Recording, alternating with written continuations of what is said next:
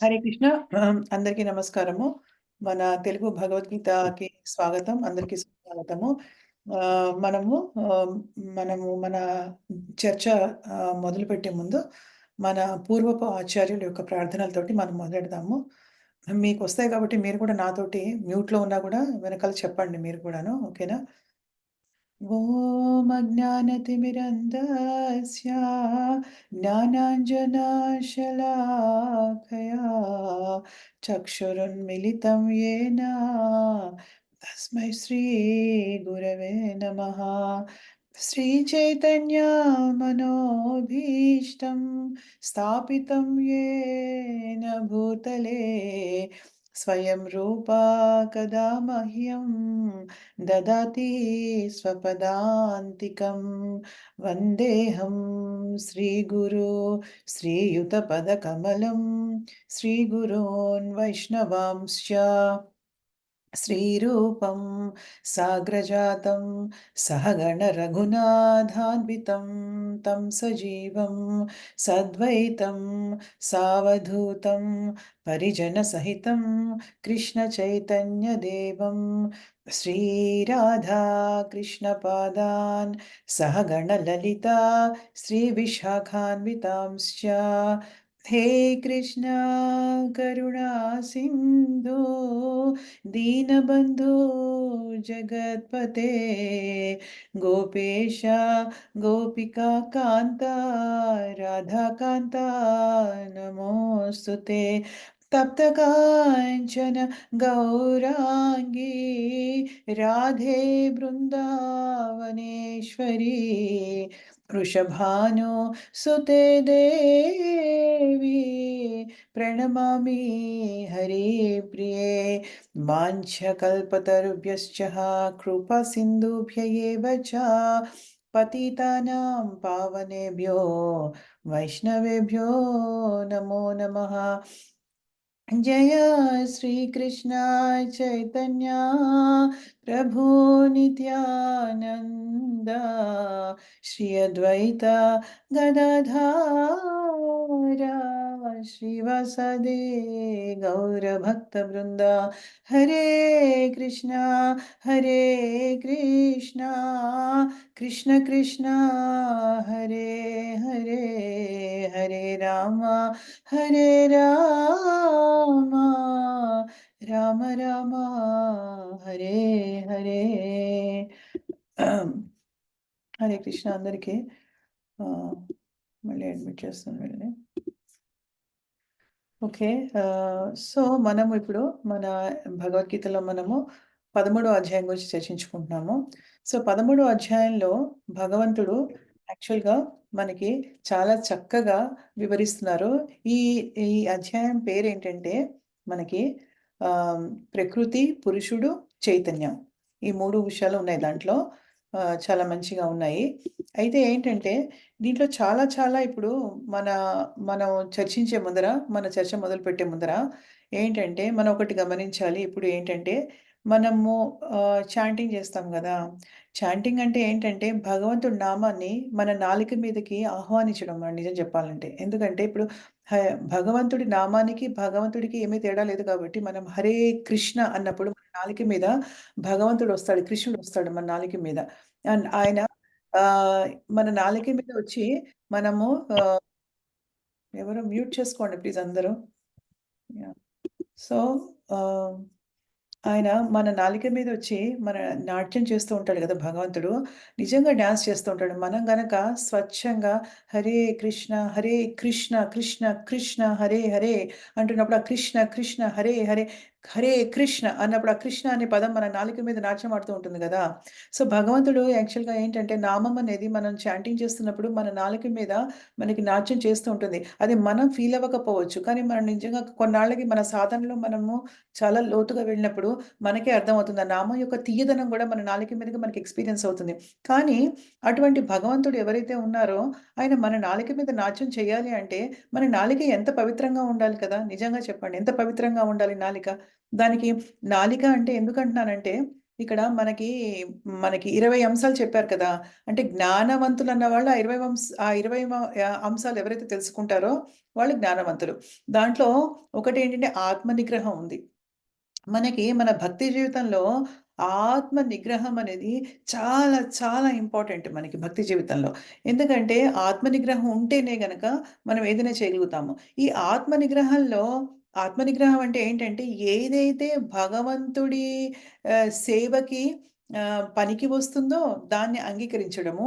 ఏదైతే మనకి అవరోధాలుగా ఉంటుందో మన భక్తి జీవితంలో దాన్ని ఆహ్, త్యజించడం అన్నమాట. దాన్ని వదిలిపెట్టడం. దాన్ని వదిలేసేయడం అన్నమాట. అయితే దాంట్లో ముఖ్యమైనదేంటంటే జిహ్వ అంటే నాలిక. ఫస్ట్ ఇంపార్టెంట్ నాలిక. నాలికతో మనం 2 చేస్తాం మన భక్తి జీవితంలో. నాలుకతో మనం చాలా చేస్తాం. మనం చాలా ప్రజల్ప చేస్తాము. ప్రజల్ప అంటే ఏంటంటే మనము మన బంధువులతోటి, మన స్నేహితులతోటి పిచ్చాపాటి మాట్లాడుకుంటూ ఉంటాం గదా! పిచ్చాపాటి. అది గాదు దాని గురించి చెప్పట్లేదు నేను. ఏంటంటే మన భక్తి జీవితంలో నాలిక 2 పనులు చేస్తుంది. 2 ఫంక్షన్స్, 2 ఫంక్షన్స్. అంటే ఏంటి? ఒకటేంటంటే మనం ప్రసాదం తింటాం దాంతోటి. ఇంకొకటేంటంటే, మన నామము భగవంతుడిది స్మరిస్తాం దాంట్లో. నామము చాంటింగ్ చేస్తాం మనం. జప చేస్తాం దాంతోటి. సో, అలాంటప్పుడు ఏంటంటే, ఈ 2 విషయాలు గనక మనం ఎంత వీలైతే అంత కంట్రోల్ చేసుకుంటే గనక, మన భక్తి జీవితంలో మనం నిజంగా పురోగతి సాధిస్తామనమాట. మనం ఎన్ని రౌండ్లు చాంటింగ్ చేసామనేది కంటే ఫస్ట్ ఇంపార్టెంటు, మనం ఎంత పవిత్రంగా మనం ధ్యానం చేస్తున్నాం, భగవంతుడి నామం మనం ఎంత పవిత్రంగా మనం చేస్తున్నాం. అంటే భగవంతుడిని మనం ఆహ్వానిస్తున్నాం మన జీవితంలోకి. మన నాలుక మీదకి కూడా ఆహ్వానిస్తున్నాం మనం భగవంతుడిని కదా!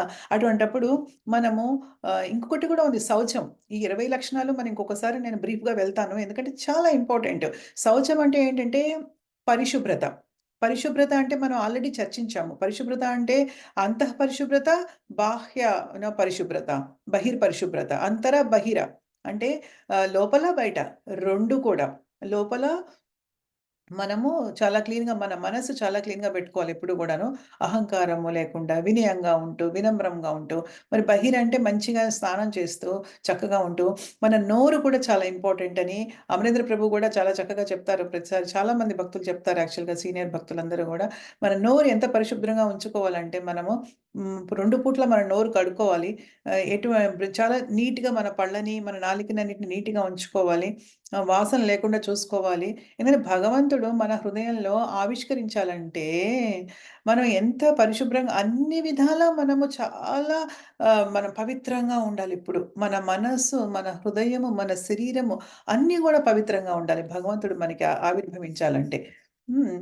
సో, ఏంటంటే ఇది చాలా ఇంపార్టెంట్ ఇప్పుడు నేను చెప్పిన విషయాలు. ఎందుకంటే, ఎప్పుడూ గూడా భగవంతుడి యొక్క నిజమైన ప్రేమ గనక ఉంటే మనము ఇప్పుడు మన ఆధ్యాత్మిక పురోగతికి మనకి కొలమానం ఏంటి? ఎవరైనా ఎప్పుడైనా ఆలోచించారా? అంటే ఆధ్యాత్మికంగా మనము భక్తి జీవితాన్ని మొదలుపెట్టాం మన జీవితంలో అదృష్టవశాత్తు. ఎందుకంటే మనకి ఇటువంటి అవకాశం భగవంతుడు ఎందుకిచ్చాడంటే డైరెక్ట్‌గా వాసుదేవుడిని అర్థం చేసుకోవడం అని ఎంతమందినైనా అర్థం చేసుకోవచ్చు. వేరే దేవతల్ని రకరకాల దేవతల్ని అర్థం చేసుకోవచ్చు. కానీ స్వయానా భగవంతుడు స్వయం భగవాన్ ఆయన. స్వయం భగవాను కృష్ణుడిని వాసుదేవుడిని అర్థం చేసుకోవడం అనేది బహు దుర్లభం యాక్చువల్‌గా. ఈ బహు దుర్లభమైన పనికి మనం ప్రాకారం చుట్టామిప్పుడు. అంటే మనం ప్రారంభం చేసాం మన జీవితంలో. ఇది నిజమైనటువంటి భక్తియుక్త సేవ అన్నమాట. దీన్ని చేసినప్పుడు మన క్వాలిఫికేషన్ ఏంటో వినండి ఫస్ట్ ఆఫ్ ఆల్. మనం ఎంత అదృష్టవంతులమో. మనము ఎన్నెన్నో జన్మల్లో ఎంత కఠినమైన తపస్సులు ఆచరించి ఉన్నాం మనం. ఎన్నెన్నో కఠినమైనటువంటి నియమాలు పాటించి ఉన్నాం మనం. ఎంతో అశ్వమేధ యాగాలు ఎన్నో కోట్ల కొలది అశ్వమేధ యాగాలు చేసేసున్నాం మనము. ఎన్నో పవిత్ర నదుల్లో ఎన్నో సార్లు స్నానం చేసేసున్నాం గంగా, యమున వాటిల్లో. ఆ! అంటే ఈ కృష్ణ చైతన్యం అనేదేంటంటే మనము ఈ జనన మరణాల నుంచి తప్పించుకునే ఒక ప్రక్రియ గదా! ఆ! ఇది దీనికి కనెక్ట్ అవ్వడం అనేది ఇవన్నీ మనము ఎంతో చేసేసి ఉంటే గాని మనకి సాధ్యం కాదు. ఈరోజు మనకి అవకాశం వచ్చింది. ఇలాగ కృష్ణ చైతన్యంలో మనం ఈ జ్ఞానం తీసుకోవడానికి ఒక అవకాశం భగవంతుడు మనకి కల్పిస్తున్నాడు. ఇక్కడ క్రియేట్ చేస్తున్నాడు మనకంటే, మనం అవన్నీ చేసేసి వచ్చేస్తున్నాం. ఇప్పటి నుంచి మన భక్తి జీవితం స్టార్ట్ అయిందంటే ఏంటి? మన భౌతిక జీవితము ఎండ్ అవుతోంది. మన భౌతిక జీవితం ఏమవుతుందంటే స్టాప్ అయిపోతుంది ఇప్పటి నుంచి ఇంకా. అంటే ఇక స్టాప్ అవ్వబోతోందన్నమాట ఇంక. మన భౌతిక జీవితము అంతం అవ్వబోతోంది. ఇది చాలా శుభ పరిమాణం కదా! శుభకరమైనటువంటి విషయం కదా! కాకపోతే ఏంటంటే మన ఆధ్యాత్మిక జీవితంలో కొలమానం ఏంటంటే, మనము చాంటింగ్ చేసుకుంటూ ఎళ్తుంటే, మనకేం రావాలి మనకి? ఇంద్రియ నిగ్రహం రావాలి. మనకేమి రావాలి మనకి? డిటాచ్‌మెంట్ రావాలి. వైరాగ్యం రావాలి. భౌతిక జీవితం పట్ల వైరాగ్యం రావాలి. దేనితో అటాచ్‌మెంట్ ఉండకూడదు. అనుబంధం దేనితోనూ ఉండకూడదసలు. డిటాచ్డ్‌గా ఉండాలి. అదే మన కొలమానం. మనము ఇప్పుడు మనం ఒక 25 రౌండ్‌లు చేస్తాం, 16 రౌండ్‌లు చేస్తాం, 12 రౌండ్‌లు చేస్తాం. ఎన్నో రౌండ్‌లు చేస్తాం మనం. ఓకే. కానీ మనకి దేని మీద విరక్తి రావట్లే, వైరాగ్యం రావట్లే, కంట్రోల్ ఉండట్లే, ఆత్మనిగ్రహం ఉండట్లే. మనం జస్ట్ మనం వీక్‌గా ఉన్నాం. అంటే వీక్‌నెస్ ఒకట బలహీనతలున్నాయి మనకింకా చాలా. అంటే మనకి జిహ్వ బలహీనతలున్నాయి ఇంకా మనకి. ఇంకా నాలుక మీద ఏదో పెట్టుకోవాలి, ఆ టేస్ట్ అనుభవించాలి. నాలుక మీద ఉన్నంత వరకే గదా! లోపలికెళ్ళిందంటే మలం అయిపోతుంది. ఒక్క రోజులో మలం అయిపోతుంది. మళ్ళీ దాన్ని ఇవాక్యుయేట్ చేయాలి మనం. అంటే ఏంటి బయటకొచ్చేస్తుందది. సో, అటువంటి చిన్న విషయాల కోసం ఇంత అద్భుతమైనటువంటి ఒక భక్తియుత జీవితాన్ని ఎప్పుడు గూడా మనం దూరం చేసుకోవద్దు. భగవంతుడికి ప్రీతికరమైనదేంటి? అది సర్వ విధాలా మనము పాటించడానికి ప్రయత్నించాలి ఎప్పుడు కూడా. ఆ! అందుకనే నాలికని మనం చాలా పవిత్రంగా చూసుకోవాలి. ఎందుకంటే భగవంతుడు నాట్యం చేస్తాడక్కడ. భగవంతుడి ప్రసాదం మాత్రమే తినాలి. వేరేది ఏది తినకూడదింక అసలు. ప్రతీదీ మన ఇంటికి తీసుకొచ్చిన పాలు గాని, పళ్ళు గాని, కూరగాయలు గాని ఏదైనా సరే నీళ్ళతో సహా భగవంతుడి ముందు పెట్టాలి. స్వామి నువ్వు ఆరగించు. నువ్వు ఆరగించిన తర్వాత నీ మహాప్రసాదం కింద భావించి నేను దాన్ని తీసుకుంటాను స్వామి. నువ్వు ఏదైతే వదిలేస్తావో మిగులు అంటే లెఫ్ట్ ఓవర్స్ అంటారు. రెమినెంట్స్ భగవంతుడు వదిలిపెట్టిన రెమినెంట్స్ అంటే మిగులు తెలుగులో నాకు కరెక్ట్‌గా రావట్లేదు రెమినెంట్స్ అంటే దానిని నేను ప్రసాద రూపంగా భావించి నేను భుజిస్తాను స్వామి అని అనుకోవాలి. ఎందుకంటే నవవిధ భక్తి ఉంది. భక్తి అంటే కేవలం చాంటింగ్ ఒక్కటే కాదు. భక్తి అంటే ఏంటంటే ప్రతీదీ భగవంతుడికి మనం చేయాలి. మన ఇంట్లో శ్రీ విగ్రహాలకి ఆరాధన చేయాలి చక్కగా. ప్రతిరోజు మనం ఆరతి చేసుకోవాలి. చక్కగా వాళ్ళకి మనం భోజనం పెట్టాలి. మనం వండుకున్నది ఆయనకి పెట్టి మనం తినాలి. ఎంత ఆనందకరమైనటువంటి జీవితం అంటే భక్తి జీవితం అనేది కష్టమైనది ఏమీ గాదు. ఓన్లీ థింగ్ ఏంటంటే మనకి వైరాగ్యం రావాలి. ఇప్పుడు మనకి చాంటింగ్ ఇలా పెరుగు ఎళ్తూ ఉంటే మనకి వైరాగ్యం అంటే మనకి భౌతిక జీవితం పట్ల మనకి కోరిక, ఆసక్తి, అటాచ్‌మెంట్ తగ్గుతూ ఉండాలి. దాని ద్వారా మనము ప్రతీదీ కంట్రోల్ చేసుకోగలగాలి. ఆత్మ నిగ్రహం ద్వారా మనం ప్రతీదీ గూడా కంట్రోల్ చేసుకుంటూ ఉండాలి. కంట్రోల్ చేసుకోగలగాలి మనం అన్నీ గూడా. అప్పుడు మనకి భక్తి జీవితంలో హ్మ్. మన ఇంద్రియాలన్నీ గూడా మనకి గనక ఆత్మ నిగ్రహం ఉంటే, మన ఇంద్రియాలన్నీ కూడా మనం చెప్పిన మాట వినాలి. అవి చెప్పిన మాట మనమెందుకు వింటాం? మనమంటే ఇంద్రియాలు గాదు. మనమంటే శరీరం గాదు. మనమంటే ఈ 5 పంచభూతాలతో చేసే పంచభూతాలు కాదు మనమంటే. మనమంటే ఏంటి? ఆధ్యాత్మిక స్వరూపము. మనమంటే ఆత్మ. ఆ ఆత్మకి మనకి పైన తొడుగు ఏదైతే ఉందో ఈ శరీరం అనే ఒక తోలు దానికసలు సంబంధమే లేదు. సో, ఈ ఇంద్రియాలు ఏవైతే ఉన్నాయో మన ఇంద్రియాలన్నీ గూడా అవి కేవలము భౌతిక ఇంద్రియాలయిపోయాయి ఇప్పుడు. అది మనలో ఆధ్యాత్మిక ఇంద్రియాలు ఉండడం వేరు. ఆత్మ ప్యూర్ శుద్ధమైంది. దానికి ఆధ్యాత్మిక ఇంద్రియాలే ఉన్నప్పుడు ఇవి కవర్ అయిపోయి ఉన్నాయి. మనం మలినాల వల్ల, మన కోరికల వల్ల, మన కలుషితం వల్ల, ఎన్నో జన్మల నుంచి వచ్చినటువంటి కంటామినేషన్ వల్ల అన్నీ గూడా మలినమైపోయి ఉన్నాయి కాబట్టి, ఇప్పుడు మనకి భౌతిక ఇంద్రియాలే ఉన్నాయి. ఈ భౌతిక ఇంద్రియాలన్నీ గూడా ఏంటంటే మనం చెప్పినట్టు వినాలి. అది చెప్పినట్టు మనం వినడం ఏంటి? ఎందుకంటే మనమంటే ఆత్మ, మనమంటే భగవంతుడి అంశ. సో, భగవంతుడికి మనం కనెక్ట్ అయి ఉన్నాం గాబట్టి, మనం భగవంతుడి యొక్క అంశ కింద ఆయనకుండాల్సినటువంటి లక్షణాలే మనకుంటాయి గాబట్టి, దాన్ని పైకి తీసుకొచ్చి ఏదైతే భౌతిక పరంగా ఉందో వాటన్నిటిని గూడా మన ఆత్మ నిగ్రహంతో అణగదొక్కి వేసేయాలన్నమాట. అంతే. భగవంతుడు ఎన్నో ఆహార పదార్థాలు మనకిచ్చాడు మన జీవితంలో కదా! ఏది తిన్నా మనం రుచికరంగా చేసుకుంటే ఏది తిన్నా మనము ఆనందంగా ఉంటాము. భగవంతుడి ప్రసాదంగా భావించి ఇప్పుడు కోట్లాది మంది భక్తులున్నారు. కోట్లాది మంది భక్తులున్నారు. ఏంటి తెల్ల శరీరం ఉన్నవాళ్ళున్నారు. నల్ల శరీరం ఉన్నవాళ్ళున్నారు. మనలాగా బ్రౌన్ కలర్ శరీరం ఉన్నవాళ్ళున్నారు. అంటే శరీరంతోటి ఆత్మని మనము ఐడెంటిఫై చేయలేం, గుర్తించలేం గదా! కృష్ణ చైతన్యంలో ఏంటంటే ఓన్లీ ఆత్మగానే గుర్తిస్తాం ఎవరినైనా గూడా. శరీరంతో గుర్తించలేం. కానీ వాళ్ళందరూ ఆ! నిజంగా మాంసం తినేవాళ్ళు. బీఫ్ అంటే ఎద్దు మాంసమా? బీఫ్ అంటే ఎద్దో, ఆవో ఏదో ఎద్దు మాంసం తినేవాళ్ళు కూడా అన్నిటిని వదిలిపెట్టేశారు. వదిలిపెట్టి స్వచ్ఛమైనటువంటి కృష్ణ భక్తులయ్యి ఎంతో ఆనందంగా హరే కృష్ణ చాంటింగ్ చేసుకుంటున్నారు, డాన్స్ చేసుకుంటున్నారు, తన్మయం పొందుతున్నారు, దివ్యమైనటువంటి ఆనందాన్ని పొందుతున్నారు గదా! Why can't we? మనమెందుకు చేయలేమనమాట. అంటే ఆత్మ నిగ్రహము చాలా ఇంపార్టెంట్. మనం పెంపొందించుకోవాలి అని చెప్తున్నాననమాట. అయితే అది మనం బాగా గుర్తుపెట్టుకోవాలి. ఎందుకంటే నవవిధ భక్తిలో మనం చేయాల్సినవి చాలా ఉన్నాయి. ఫస్ట్ ఆఫ్ ఆల్ అసలు మనము ఇంకా చాలా బిగినింగ్‌లో గూడా లేము. మనం అనుకోవచ్చు మనం అంటే నేను 5 రౌండ్‌లు చేస్తున్నాను. ఓహో! నేను 10 రౌండ్‌లు చేస్తున్నాను. నేను 16 చేస్తున్నా కాబట్టి ఓహ్! నేను చాలా భక్తియుక్త సేవలో చాలా పురోగతి చెందాను అని చెప్పేసి. కానీ భక్తియుక్త సేవలో ఇది ఒక అంగం అన్నమాట చాంటింగ్. చాలా ఇంపార్టెంట్ అంగము. నేను అందరిని అభినందిస్తున్నాను మన గ్రూప్‌లో. ఎందుకంటే అందరూ చాలా చక్కగా చాంటింగ్ చేస్తున్నారు. కానీ దాంతో పాటు చేయాల్సినవి ఇంకా చాలా ఉన్నాయి. చేస్తేనే మనకి ఆధ్యాత్మిక పురోగతి చాలా సులువుగా, తొందరగా జరుగుతుందనమాట.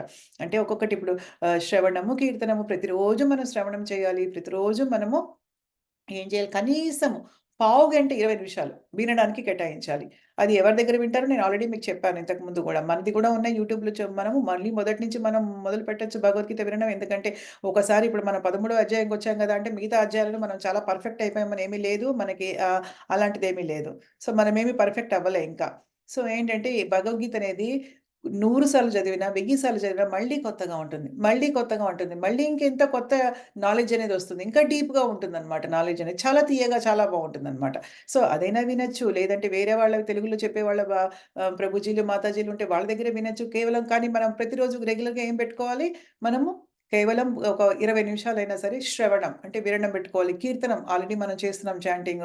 స్మరణం ఏం చేయాలి మనం స్మరణం అంటే ఇప్పుడు ఇవని ఒక శ్రవణము చేసి ఒక కీర్తన చేశామంటే మనము ఆటోమేటిక్‌గా మనకి శ్రవణం అనేది రావాలనమాట.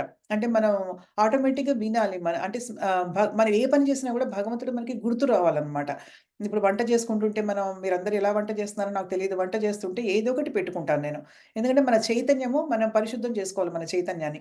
ఎందుకంటే వంట చేస్తుంటే మనము ఏవో ఆలోచనలు మన మైండ్‌లో ఏవో ఒకటి తిరిగితే వాళ్ళ గురించి, వీళ్ళ గురించి, మన చుట్టాల గురించో, ఇంకెవరి గురించో మనకి ఆలోచనలు తిరుగుతూ ఉంటే గనక ఏమవుతుందంటే ఆ చైతన్యం అంతా మన దాంట్లోకెళ్ళిపోతుందనమాట. ఏంటి మన వండే ఆహారంలోకి ఆ చైతన్యం వెళ్ళిపోతుంది. అది మన కుటుంబ సభ్యులకి పెట్టినా, మనకి పెట్టినా రివర్స్‌లో కొడుతుందనమాట అదంతా గూడా. అంటే మంచి ఆలోచనలుంటే పర్వాలేదు. అయినా కూడా భగవంతుని ఆలోచన మించిన ఆలోచన ఇంకోటుండదు గాబట్టి, ఎప్పుడు మనం వంట చేసేటప్పుడు భగవంతుడి నామం పెట్టుకొని చేస్తూ ఉండాలి. కీర్తన గాని, లేతే లెక్చర్ గాని పెట్టుకుంటే చక్కగా వింటూ చేసుకుంటే ఆ చైతన్యమే మనం మనం ప్రిపేర్ చేసే ఫుడ్‌లో మనం ప్రిపేర్ చేసే భోగాల భగవంతుడికి వెళ్ళిపోతూ ఉంటుంది. అది మనకి చాలా సహాయం చేస్తుంది. అలాగా మనం చాంటింగ్ చేసుకునేటప్పుడు ఎప్పుడు భగవంతుడి ఆఫ్‌కోర్స్ ధ్యానం చేస్తూనే ఉంటాం. మిగతా సమయాల్లో కూడా ఏది చేసినా భగవంతుని గుర్తుపెట్టుకుంటూ ఉండాలి.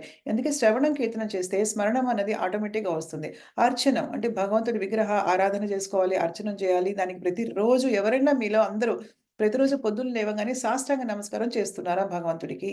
సాష్టాంగ నమస్కారం గూడా ఒక అంగాహ భక్తి అన్నమాట. సో, దాన్ని కూడా మనం ప్రతిరోజు గనక ఎన్ని నమస్కారాలు పెట్టుకుంటే అంత మంచిది. అంటే ఇలాగ ఊరికే మనము మామూలుగా ఏంటంటే, మనం కృష్ణ చైతన్యంలోకి రాకముందు మామూలుగా దేవుడికెళ్ళి ఇలా నమస్కారం పెడతాం ఇలా మామూలుగా. కానీ నమస్కారం పెట్టడం గాదు. సాష్టాంగ నమస్కారం జేయాలి. మాతాజీలు గూడా జేయొచ్చు. ఏంటంటే, మొత్తం ప్రభుజీస్‌లాగా మొత్తం శరీరం కిందకి ఆనించకుండా ఇలా మామూలుగా మోకాళ్ళతోటి ఆనించి శరీరాన్ని మనం తల వంచాలి. తల వంచి మన ఈ నుదుటి స్థలాన్ని కిందకి నేలకి ఆనించి దండం పెట్టుకోవాలనమాట. ప్రతిరోజు పొద్దున్న లేవగానే స్నానం చేసిన వెంటనే భగవంతుడి దగ్గరికెళ్ళినప్పుడు ఫస్ట్ మనం యాక్చువల్‌గా పాద నమస్కారం చేయాలి భగవంతుడికి. అంటే మన సబ్మిషన్ భగవంతుడికి అర్థం కావాలనమాట. అలా తర్వాత భగవంతుడి దగ్గర కాసేపు అలా నించొని మనం చాంటింగే కాదు ప్రేయర్స్ చేయాలి. ప్రార్థనలు చేసుకోవాలి. ప్రార్థన చేయడంలో ఫస్ట్ భగవంతుడిని కీర్తించాలి, స్తుతించాలి. "నువ్వెంత గొప్పవాడివయ్యా భగవంతుడా" అని చెప్పేసి. రెండో విషయం ఏంటంటే తర్వాత ఏం చేయాలి? మన మన యొక్క ఆహ్, అల్పత్వాన్ని భగవంతుడి ముందు ఎక్స్‌ప్రెస్ చేయాలి. అల్పత్వం అంటే ఏంటి? మనం ఎంత అల్పులం గదా! నిజంగానే ఎవరు గొప్పవాళ్ళమని మనం అనుకోవట్లేదు నాకు తెలిసి. సో, మనం చాలా అల్పులమని భగవంతుడు చెప్పి, తర్వాత మనకేం కావాలి? ఆధ్యాత్మికంగా పురోగతి ఎలా జరగాలనుకుంటున్నాం, అది భగవంతుని ప్రే చేయొచ్చు. అలా ప్రార్థనలు చేయాలి. వందనం అంటే ఒబైసెన్సెస్ అంటే ప్రణామాలు భగవంతుడికి చేసుకోవాలి. ఇలా రకరకాలుగా ఉంది. మనకి అన్నీ ఏంటంటే ఒక భక్తిలో ఇంకో అంగంలో పురోగతి సాధించడానికి మనకి పనికొస్తాయన్నమాట. ఇప్పుడు ప్రతిరోజు మనం సాష్టాంగ నమస్కారం చేసుకుంటే, అది మనం చాంటింగ్ వినయంగా చేసుకోవడానికి మనకొస్తుంది. అలాగే ప్రతిరోజు మనం ప్రసాదం గనుక భగవంతుడికి ఆఫర్ చేసి ఆయన నైవేద్యంగా తింటే మనం శరీరం మొత్తం పవిత్రమవుతుంది. మన ఆత్మ కూడా పవిత్రమవుతుంది. ఆత్మని నరిష్ చేస్తుందది. ఆత్మకు ఒక ఆధారంలా పనిచేస్తుందన్నమాట. తెలుగులో కరెక్ట్ రావట్లేదు. మరి ఆత్మకు ఒక ఆధారంలా పనిచేస్తుంది. అలాగే ప్రతి అంగ భక్తి వేరే భక్తికి మధ్యలో ఇంగ్లీష్ యాడ్ చేసిన ఆఫ్ అని ఏమనుకోకండి. భక్తికి దోహదపడుతుందనమాట. అంతేగాని ఒకటే భక్తి కాదనమాట. వీటికన్నిటికి ఫస్ట్ ఫస్ట్ చాంటింగ్‌తో పాటు ఇంపార్టెంట్ ఏంటంటే ఆత్మ నిగ్రహము, ఇంద్రియ నిగ్రహము అనమాట. ఇంద్రియాలని కంట్రోల్ చేసుకోవడము, మనకేమైనా బలహీనతలుంటే దాని నుంచి మనం బయటికి రావడము. ఖచ్చితంగా వాటి నుంచి బయటికి రావాలి. ఎటువంటి కాంప్రమైజ్ లేదు ఈ విషయంలో. ఎటువంటి కాంప్రమైజ్ లేదు. ఎందుకంటే ఇంత దూరం వచ్చాం భక్తి జీవితంలో మనం ఎటువంటి కాంప్రమైజ్ లేకుండా మనం డెఫినెట్‌గా మనము భక్తి జీవితంలో ఆధ్యాత్మిక పురోగతనేది సాధించాలి. ఓకే. ఇప్పుడేం చేద్దామంటే నేను స్క్రీన్ షేర్ చేస్తాను మీకు. ఒకసారి చూద్దాము మనకి ఎక్కడున్నాం మనం అసలు ఏంటి అన్నది. Just give me a second. ఇదేంటో బాబు ఒక్క నిమిషం. భగవద్గీత నేనొచ్చా. మనం 13వ అధ్యాయము చాలా బ్రహ్మాండంగా ఉందసలు. దీంట్లో ఎవరికైనా ఒక్కసారి మనము వెనక్కెళ్ళి, ఒక్కసారి మనం బ్రీఫ్‌గా చూసేసుకొని ఏం చదివామో, మళ్ళీ ఇప్పుడు ఈరోజు మనం మొదలుపెడదాం దాన్ని. హ్మ్. ఓకే. హ్మ్. ఒక్క నిమిషం మనం 12 శ్లోకాల వరకు లాస్ట్ టైమ్ చెప్పుకున్నాము. 12 శ్లోకంలో మనకి 8-12 వరకు చెప్పుకున్నాము. ఇది ఇది 13వ అధ్యాయము ప్రకృతి పురుషుడు చైతన్యం గురించి. ఈ అధ్యాయము మనకి ఎలా స్టార్ట్ అవుతుందంటే, అర్జునుడి యొక్క 6 ప్రశ్నలతోటి స్టార్ట్ అవుతుంది గదా! ఎవరన్నా చెప్తారా 6 ప్రశ్నలు ఏంటన్న విషయం? ఎవరైనా ముందుకొచ్చి చెప్పగలుగుతారా? ఎవరైనా చెప్తారా? 6 ప్రశ్నలు ఏమడిగాడు? మాధవి చెప్తారా? నేను పేర్లు చెప్పనులెండి. ఎందుకైనా మంచిది.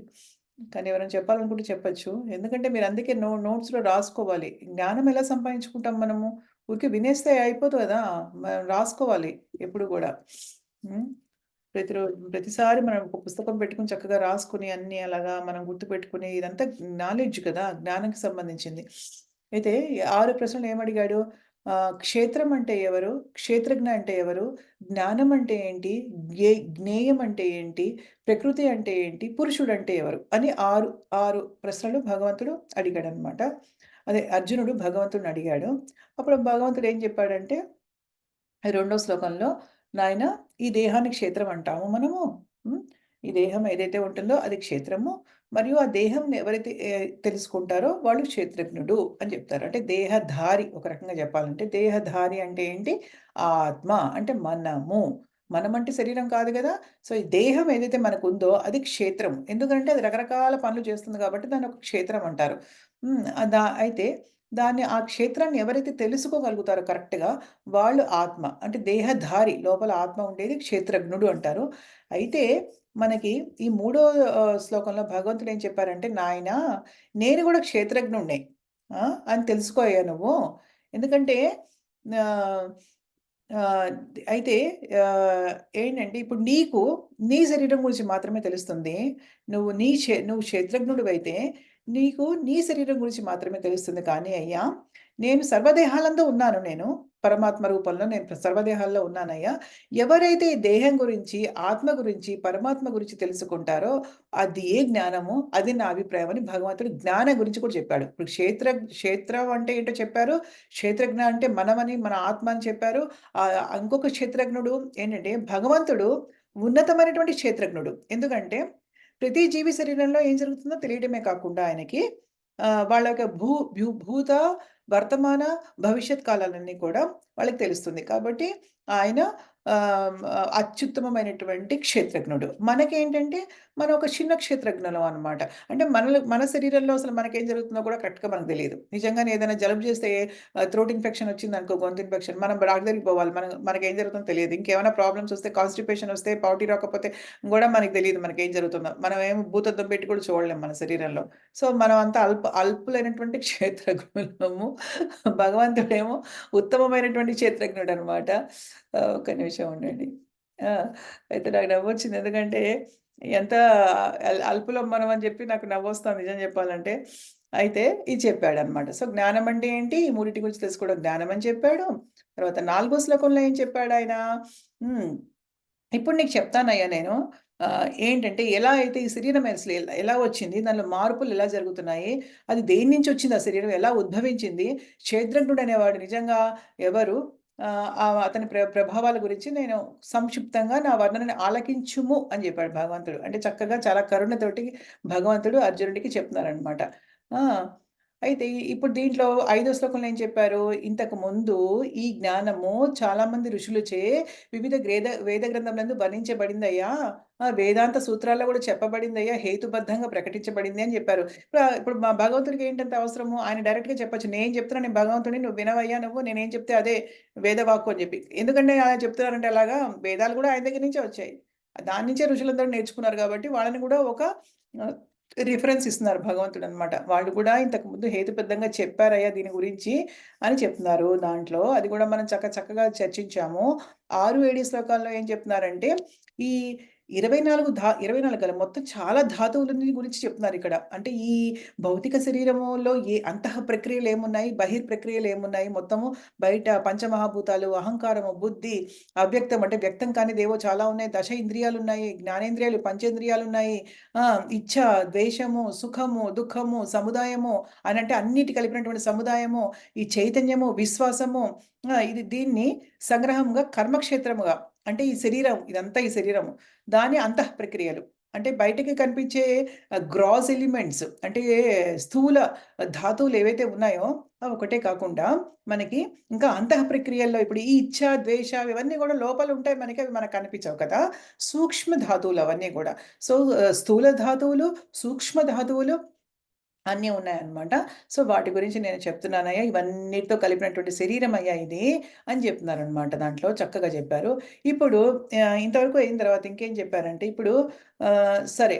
ఇప్పుడు ఈ జ్ఞానం గురించి చెప్పారు. ఇప్పుడు జ్ఞానం గురించి చెప్పారు. అయితే ఈ జ్ఞానం మనం పొందాలంటే మనకి ఎటువంటి లక్షణాలుండాలి అన్నది మాత్రం చాలా చక్కగా చెప్పారిక్కడ. ఈ జ్ఞానం పొందాలంటే మనకి ఎటువంటి లక్షణాలు మన జీవితంలో మనకుండాలి. ఓకేనా? అంటే ఈ లక్షణాలు దీంట్లో 20 లక్షణాల గురించి భగవంతుడు చాలా చక్కగా చెప్పారు. ఈ 20 లక్షణాలు కూడితే జ్ఞానము. దానికి అన్యమైనది ఏదైనా ఉంటే ఇది కాకుండా ఇంకేదైనా ఉందంటే మాత్రము అది అజ్ఞానము అని క్లియర్‌గా చెప్పారనమాట. సో, ఈ 20 లక్షణాలు ఒక్కసారి మనం చూద్దాము.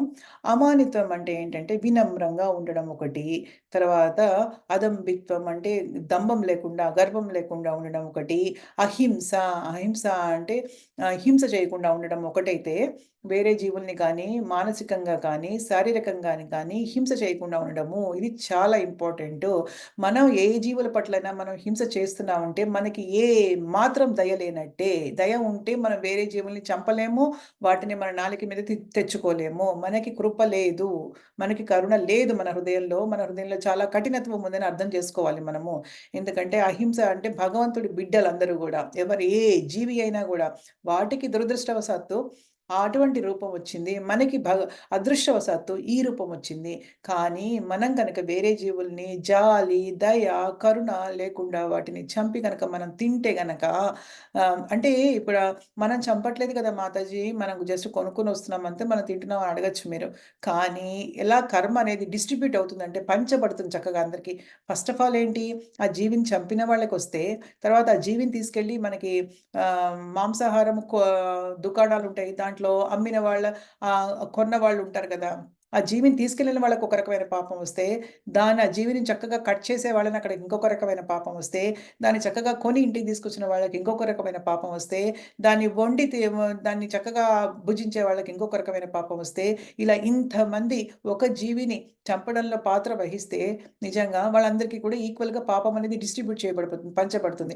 అలా మనం ఎన్ని జీవుల్ని తిన్నామో చిన్నప్పటి నుంచి మనం పుట్టినప్పటి నుంచి మనం లెక్క వేసుకుందాం కౌంట్. వేసుకుంటే అన్ని జీవులు గూడా మనకు ఒక్కొక్క జీవితంలో మనకి వాళ్ళ కోసం మనం యాక్చువల్‌గా పుట్టాలి. ఒక్కొక్క జీవి గురించి మనం పుట్టాల్సొస్తుందనమాట. సో, వాళ్ళకి మనము పుట్టి మనము తర్వాత మనము వాళ్ళని ఆహ్, ఇది చేయాల్సొస్తుంది. అంటే వాళ్ళ ద్వారా మనం చంపించబడతాం అనమాట. సో, అహింస అనేది మనకి చాలా ఇంపార్టెంట్ అనమాట. అహింస చేయకుండా ఉండాలి. ఇంకొకటేంటంటే అహింస గురించి యాక్చువల్‌గా శ్రీల ప్రభుపాదుల వారు దీంట్లో ఏం చెప్పారంటే అహింస గురించి ఒకటి ఇంపార్టెంట్ చాలా చెప్పారు. ఏంటంటే ఆహ్, ఆహ్, అహి మనము కృష్ణ చైతన్యంలో మనం భక్తియుక్త జీవితం మనం చక్కగా స్టార్ట్ చేశాము. ఈ స్టార్ట్ చేసినప్పుడు భక్తియుక్త జీవితం అనేది ఆహ్, మనం వేరే వాళ్ళెవరైతే మనకి ఈ భౌతిక ప్రపంచంలో కష్ట నష్టాలు పడుతున్నారో అంటే మనం బాగా ఆధ్యాత్మిక అభివృద్ధి సాధించిన తర్వాత ఎవరైతే గనక ఎందుకంటే ఈ ప్రపంచంలో జీవులందరూ కూడా జన్మ తీసుకోవడం వల్ల వాళ్ళు చాలా సఫరింగ్‌కి లోనవుతున్నారు. చాలా కష్ట నష్టాలు ఎదుర్కొంటున్నారు గదా! ఈ భౌతిక జనన మరణ చక్రంలో పడి. సో, దాని గురించి వాళ్ళలా చేసుకుంటున్నప్పుడు ఏమవుతుందంటే వాళ్ళకి మనం చెప్పగలగాలనమాట. అంటే మనం బయటికొచ్చినప్పుడు దీని నుంచి మనం వేరే వాళ్ళకి చెప్పకుండా ఉంటే అది కూడా అహింసే.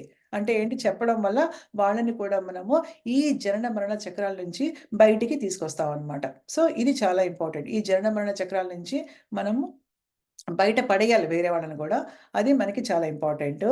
తర్వాత ఆహ్, అదయిన తర్వాత అహింస అయిపోయిన తర్వాత సహనం ఉండాలి. సహనం అంటే ఏంటంటే, మనం చాలా వేరే జీవుల పట్ల కూడా సహనంగా ఉండాలి. ఎవరైనా మనని అవమానించినా, లేతే గౌరవించినా గూడా మనం ఈక్వల్‌గా తీసుకోవాలి. ఎన్నో మన భక్తి జీవితంలో మనకి ఎన్నో ప్రాబ్లమ్స్ ఒస్తాయి మనకి. ఎన్నో విధాల మనం ఎన్నో కష్ట నష్టాలు ఓర్చుకోవాల్సొస్తుంది. అవన్నీ గూడా సహనంగా తీసుకోవాలి. సరళత్వంగా వేరే వాళ్ళకి ఎంత కఠినమైన విషయమైనా సరళత్వం అంటే చెప్పగలగాలి. ప్రామాణికుడైనటువంటి ఒక ఆధ్యాత్మిక ఆచార్యుడిని చక్కగా ఆశ్రయించి, ఆయన్ని సేవించి, ఆయన సూచనలు తీసుకొని మన భక్తి జీవితంలో మనం అప్లై చేసుకోవాలి. శౌచం అంటే చెప్పాను కదా ఇందాక క్లెanలీనెస్ అని. అంటే చాలా క్లీన్‌గా ఉండాలి ఎప్పుడు గూడాను. చక్కా మన మన మన అంతరంగంలోనూ, బహిరంగంలో గూడా మనం చాలా పరిశుభ్రతని పాటించాలి. స్థిరత్వము అంటే చాలా స్థిరంగా మన ఆధ్యాత్మిక జీవితం అనేది చాలా స్థిరంగా మనం చేసుకోవాలి ఆధ్యాత్మిక జీవితం అనేది. ఆత్మ నిగ్రహము. చెప్పాను గదా! ఇందాక ఆత్మ నిగ్రహం అంటే మనం అన్ని విధాలా మన ఇంద్రియాలన్నింటిని గూడా నిగ్రహంలో పెట్టుకోవాలి. అంటే ఏంటంటే కృష్ణ చైతన్యానికి ఏది అనువుగా ఉంటుందో దానికి అనుకూలంగా ఉంటుందో దాన్ని మనం అంగీకరించాలి. కృష్ణ చైతన్యానికి ఏది మనకి అనుకూలంగా ఉండదో దాన్ని మనం విసర్జించాలి. తర్వాత ఇంద్రియార్థముల పరిత్యాగము. అంటే ఏంటి? ఇంద్రియార్థములంటే ఏంటంటే ఆబ్జెక్ట్స్. అంటే వస్తువులు ఏవైతే ఉంటాయో మన ఇంద్రియాల ద్వారా మనము గ్రహించే జ్ఞానం అన్నమాట. అంటే మనం మన కళ్ళతోటి మనం ఒక రూపాన్ని చూస్తాం. మన చెవులతోటి మనం ఒక రూపం గురించి ఒక దేని గురించైనా వింటాము. మన నోటితోటి మనం టేస్ట్ చేసి ఒక దాని గురించి తెలుసుకుంటాము. మన ముక్కుతోటి మనం వాసన చూసి తెలుసుకుంటాం గదా! వీటి అన్నిటిని కూడా పరిత్యాగం జేయాలంటే వాటి మీద ఆసక్తి ఎక్కువ పెంచుకోకూడదనమాట. అంటే చూసిన వాటినల్లా కావాలనుకోకూడదు, విన్న వాటినల్లా తెచ్చుకోవాలనుకోకూడదు. అలా అన్నమాట. అలా పరిత్యాగం చేయాలి. త్యాగం చేయాలి వాటిని. అహంకార రాహిత్యము. అహంకారం లేకుండా ఉండడం ఒకటి. తర్వాత జన్మ, మృత్యు, జరా, వ్యాధుల దోషమును గుర్తించుట. అంటే ఈ జన్మ, మృత్యు, జరా, వ్యాధి జన్మ, మృత్యు, జరా, వ్యాధి భయం నైవోపజాయతే. అంటే విష్ణు సహస్ర నామాలు చదవడం ద్వారా మనము అంటే దాన్ని చెప్తారు గదా! జన్మ, మృత్యు, జరా, వ్యాధి నుంచి తప్పించుకుంటావయ్యా నువ్వని చెప్తారనమాట. సో, అలాగే మనం చాంటింగ్ ద్వారా మనము ఈ జన్మ, మృత్యు, జరా వ్యాధులని నుంచి తప్పించుకోవాలి. అయితే దాని ద్వారా వచ్చే దోషాలేమున్నాయి వాటిని గుర్తించాలి. తెలివిగా ఆలోచించాలి. అంటే జన్మ ఉంటే మృత్యు ఉంటుంది. ఓల్డ్ ఏజ్ ఉంటుంది. ముసలితనం వస్తుంది. వ్యాధి కూడా వస్తుంది. జన్మ లేకుండా చూసుకోవాలి. మనమంటే శరీరం కాదు. మనమంటే ఆత్మ కాబట్టి జన్మనేది లేకుండా చూసుకోవాలి. దాని యొక్క దోషాలేంటి అవి అవి కల ఆ 4 నిజమైనటువంటి సమస్యల వల్ల మనకొచ్చే దోషాలేంటనేది మనం గుర్తించాలి. తర్వాత అనాసక్తి అంటే డిటాచ్‌మెంట్. ఎవరితో ఏది అనుబంధం లేకుండా ఉండాలి. తర్వాత బిడ్డలు, భార్య, గృహము మున్నగు వాళ్ళ నుంచి ఏంటంటే ఆహ్, మున్నగు బంధాల నుంచి విముక్తి. అంటే ఏంటంటే కొంచెం అనాసక్తిగా ఉండాలి. మన సంసార జీవితం పట్ల కూడా ఎక్కువగా అనుబంధాలు పెంచుకోకుండా భార్య, పిల్లలు, ఆహ్, ధనము, బంధువులు, స్నేహితులు వీళ్ళతో ఎక్కువ అనుబంధాలు పెంచుకోకుండా ఉండాలి. తర్వాత అన్నిటికంటే ముఖ్యమైనదేంటంటే, ఈ 20 లక్షణాల్లో అన్నిటికంటే ముఖ్యమైనదేంటంటే ఆ! తత్వజ్ఞానానికి ఇది అనన్య భక్తి ఇక్కడ. ఇది చెప్పారు కదా! మయి చాన్యన్య యోగేన. అంటే అనన్య యోగేన ఇంక వేరేవేమీ లేకుండా గూడా మయి అంటే నన్ను భక్తిరవ్యభిచారిణి బ్రేక్ ఎటువంటి రవ్య అబ్ అబ్ అభిచారిణి అంటే అక్కడ ఎటువంటి బ్రేక్ లేకుండా గూడా నా భక్తియుక్త సేవలో నిమగ్నమై ఉండాలెప్పుడు. అది చాలా ఇంపార్టెంట్ అనమాట అది. అదొక్కటే కాకుండా ఇంకా మనకిష్టమైన వాటిని ఎప్పుడు మన ఇష్టాలు లేకుండా ఉండాలి. అంటే మనకి సంతోషం కలిగినా, మనకి దుఃఖం కలిగినా గూడా మనం ఒకే రకంగా తీసుకునేటట్టుగా సమచిత్తంతో ఉండాలి అని చెప్తున్నారనమాట ఇక్కడ. నిత్యం చ సమచిత్తత్వ. అంటే మనం ఎప్పుడు కూడా చిత్తత్వంతో ఉండాలి. అంటే ఇష్ట ఇష్ట ప అంటే మనకి ఇష్టమైనది జరిగినా మన జీవితంలో, మనకి కష్టమైనది జరిగినా గూడా మనం ఈక్వల్‌గా తీసుకోగలగాలి దాని గురించి. తర్వాత తర్వాతేంటంటే ఇంకా అదే ఈ భక్తి యోగం గురించి చెప్పాను గదా! భక్తి యోగ. తర్వాత వివిక్త దేశ సేవిత్వ. అంటే ఏంటంటే నిర్జన ప్రదేశంలో కూడా నివసించడానికి ఏమి బాధపడకూడదు. అంటే అదొకటి. తర్వాత ఇక్కడ అరతి జన సంసది. అంటే ఏంటంటే మనము ఆహ్, ఎక్కడైతే జన సమూహాలు బాగా ఉన్న విషయంలో మనం ఎక్కువ మన దృష్టిని పెట్టకూడదనమాట. అంటే జన సమూహం అంటే మంచి జన సమూహం గాదు. అభక్తుల సాంగత్యాన్ని కొంచెం మనం దూరంగా ఉండాలని చెప్తున్నారు. అంతేగాకుండా లాస్ట్ 2 ఏంటంటే ఆధ్యాత్మిక జ్ఞానం పొందడానికి మనం ఎప్పుడు గూడా ఉత్సుకతతో ఉండాలి ఎప్పుడు గూడా. ఆధ్యాత్మిక జ్ఞానం పొందడానికి చాలా ఉత్సాహం చూపించాలి. అదొకటే కాకుండా తత్వజ్ఞానం తెలుసుకోవడానికి ఈ లాస్ట్ ఈ 2 అన్నమాట. తత్వజ్ఞానాద దర్శనం. అంటే తత్వజ్ఞానం ద్వారా తత్వజ్ఞానం యొక్క అర్థాన్ని దర్శించడానికి మనం ఎప్పుడు గూడా ఉత్సుకతతో ఉండాలి. ఇవన్నీ గూడా కలిపితేనే జ్ఞానమయ్యా. ఇది కాకుండా ఉంటే ఇది అజ్ఞానం అని భగవంతుడు చాలా చక్కగా దీంట్లో చెప్పాడు. సో, మనం ఇంతవరకు మనం చదివాము. ఇదంతా గూడా మనము మళ్ళీ ఇంకొకసారి బ్రీఫ్‌గా ఎందుకంటే ఇది 13 అధ్యాయం చాలా ఇంపార్టెంట్ కాబట్టి మళ్ళీ ఒకసారి మనం అన్నీ చదివాము. ఇప్పుడు 13 శ్లోకానికి మనం వెళ్దాము. ఇప్పటివరకు జ్ఞానం గురించి చెప్పారు. 13-19 శ్లోకం వరకు జ్ఞేయం అంటే జ్ఞాన వస్తువు గురించి చెప్తారనమాట. సో, అంటే జ్ఞానం ఆహ్, మనం చర్చిద్దాము. సో, జ్ఞేయం అంటే ఇప్పుడు క్షేత్రం చెప్పారు. క్షేత్రజ్ఞ చెప్పారు. తర్వాత క్షేత్రం, క్షేత్రజ్ఞ తర్వాత మనకి ఇప్పటివరకు జ్ఞానం గురించి చెప్పారు. ఇప్పుడు జ్ఞేయం గురించి చెప్తున్నారనమాట. సో, జ్ఞేయం నేను చదువుతాను. చదివిన తర్వాత మనం విందాము. జ్ఞేయం యత్తత్ ప్రవక్ష్యామి యజ్ఞాత్వామృతమశ్నుతే అనాదిమత్పరం బ్రహ్మ న సదుచ్యతే. నా సత్తన్నా సదుచ్యతే. ఇంకొకసారి మళ్ళీ చదువుదాము. జ్ఞేయం యత్తత్ ప్రవక్ష్యామి యజ్ఞాత్వామృతమశ్నుతే అనాదిమత్పరం బ్రహ్మ న సత్తన్నా సదుచ్యతే. అయితే దీనిలో భగవంతుడు ఏం చెప్తున్నారంటే 13 శ్లోకంలో మనకి ఏది నాయనా నువ్వు ఆహ్, ఏది ఇప్పుడు జ్ఞానం అంటే ఇప్పుడు మనం తెలుసుకున్నాం ఆల్రెడీ. అంటే మనం ఏం తెలుసుకున్నామో మనకి చెప్పారు. భగవంతుడు ఎక్స్‌ప్లెయిన్ చేశారు, వివరించారు కదా! దాన్ని జ్ఞానం అంటాం. కానీ ఏదైతే దగినది, ఏదైతే తెలుసుకోదగినది ఉంటుందో అది జ్ఞేయం అన్నమాట. అంటే ఏది తెలుసుకోవాలి మనం బేసికల్‌గా అంటే ఆత్మ యొక్క లక్షణాలేంటి? పరమాత్మ యొక్క లక్షణాలేంటి? ఇవే కదా! ఇవన్నీ తెలుసుకోవాలన్నమాట. దాని గురించి చెప్తున్నారు. ఇప్పుడు జ్ఞేయం గురించి చెప్తున్నారు. సో, దేనిని తెలుసుకొనుట ద్వారా నీవు అమృతత్వాన్ని ఆస్వాదింపగలవో అంటే దివ్యత్వాన్ని పొందగలుగుతావో దేన్ని తెలుసుకోవడం ద్వారా, అట్టి తెలియదగిన దానిని నేను వివరిస్తాను. దీన్ని జ్ఞేయం అంటారనమాట. అంటే మనం ఏదైతే తెలుసుకోదగింది ఏదైతే ఉంటుందో మన జీవితంలో దాన్ని జ్ఞేయం అంటారు. అది అది వినుంటే గనక నీకు దివ్యత్వం వస్తుంది, అమృతత్వం వస్తుంది. అంటే అంటే ముక్తి అనుకోండి, ముక్తి కన్నా మించింది వస్తుంది నిజం చెప్పాలంటే మనం జాగ్రత్తగా ఆలోచిస్తే. సో, దాని గురించి ఏంటి ఆది లేనిదియు నాకు ఆధీనమును అగు బ్రహ్మము ఈ భౌతిక జగత్తునందలి కార్యకారణములకు అతీతమై ఉండునని చెప్తున్నారు. అంటే ఆది లేనిది. అంటే ఏంటంటే ఆరంభం లేనిది. ఆ! అంటే జీవాత్మ గురించి చెప్తున్నారిక్కడ. ఇక్కడ జీవాత్మ అని చెప్తున్నారు గదా! నాకు ఆధీనమగు బ్రహ్మం. బ్రహ్మం అంటే జీవాత్మకి బ్రహ్మం అనే పేరు. బ్రహ్మం అంటే చాలా అర్థాలున్నాయి. దాంట్లో ఒకటి జీవాత్మ. అయితే నాకు ఆధీనమగు బ్రహ్మము అని చెప్తున్నారు గదా! అంటే ఎందుకంటే అంటే ఈ క్లియర్‌గా ఇక్కడ చెప్తున్నారు భగవంతుడు ఏమంటే, ఈ జీవాత్మ అనేది నా ఆధీనంలో ఉంటుంది. నా నియంత్రణలో ఉంటుంది. నా అంశ కాబట్టి నా ఆధీనంలో ఉంటుందని భగవంతుడు క్లియర్‌గా చెప్తున్నారు. సో, ఇక్కడ ఏం చెప్తున్నారు? దేన్నైతే తెలుసుకోవడం వల్ల నీకు అమృతత్వం వస్తుందో, అంటే నీకు మంచి దివ్యత్వం వస్తుందో, అటువంటి దాన్ని నీకు ఎక్స్‌ప్లెయిన్ చేస్తానయ్యా. అది ఫస్ట్ ఏం తెలుసుకుంటావంటే నువ్వు, ఆత్మ అనేది, జీవాత్మ అనేది నా ఆధీనంలో ఉంటుందయ్యా. ఆ! ఈ భౌతిక జగత్తు కార్యాలకన్నిటికి కూడా అతీతంగా ఉంటుంది ఆత్మ అనేది. ఎందుకంటే ఆధ్యాత్మిక స్వరూపం కాబట్టి అని చెప్తున్నారనమాట. సో, కమలా మాతాజీ చదువుతారా మీరు?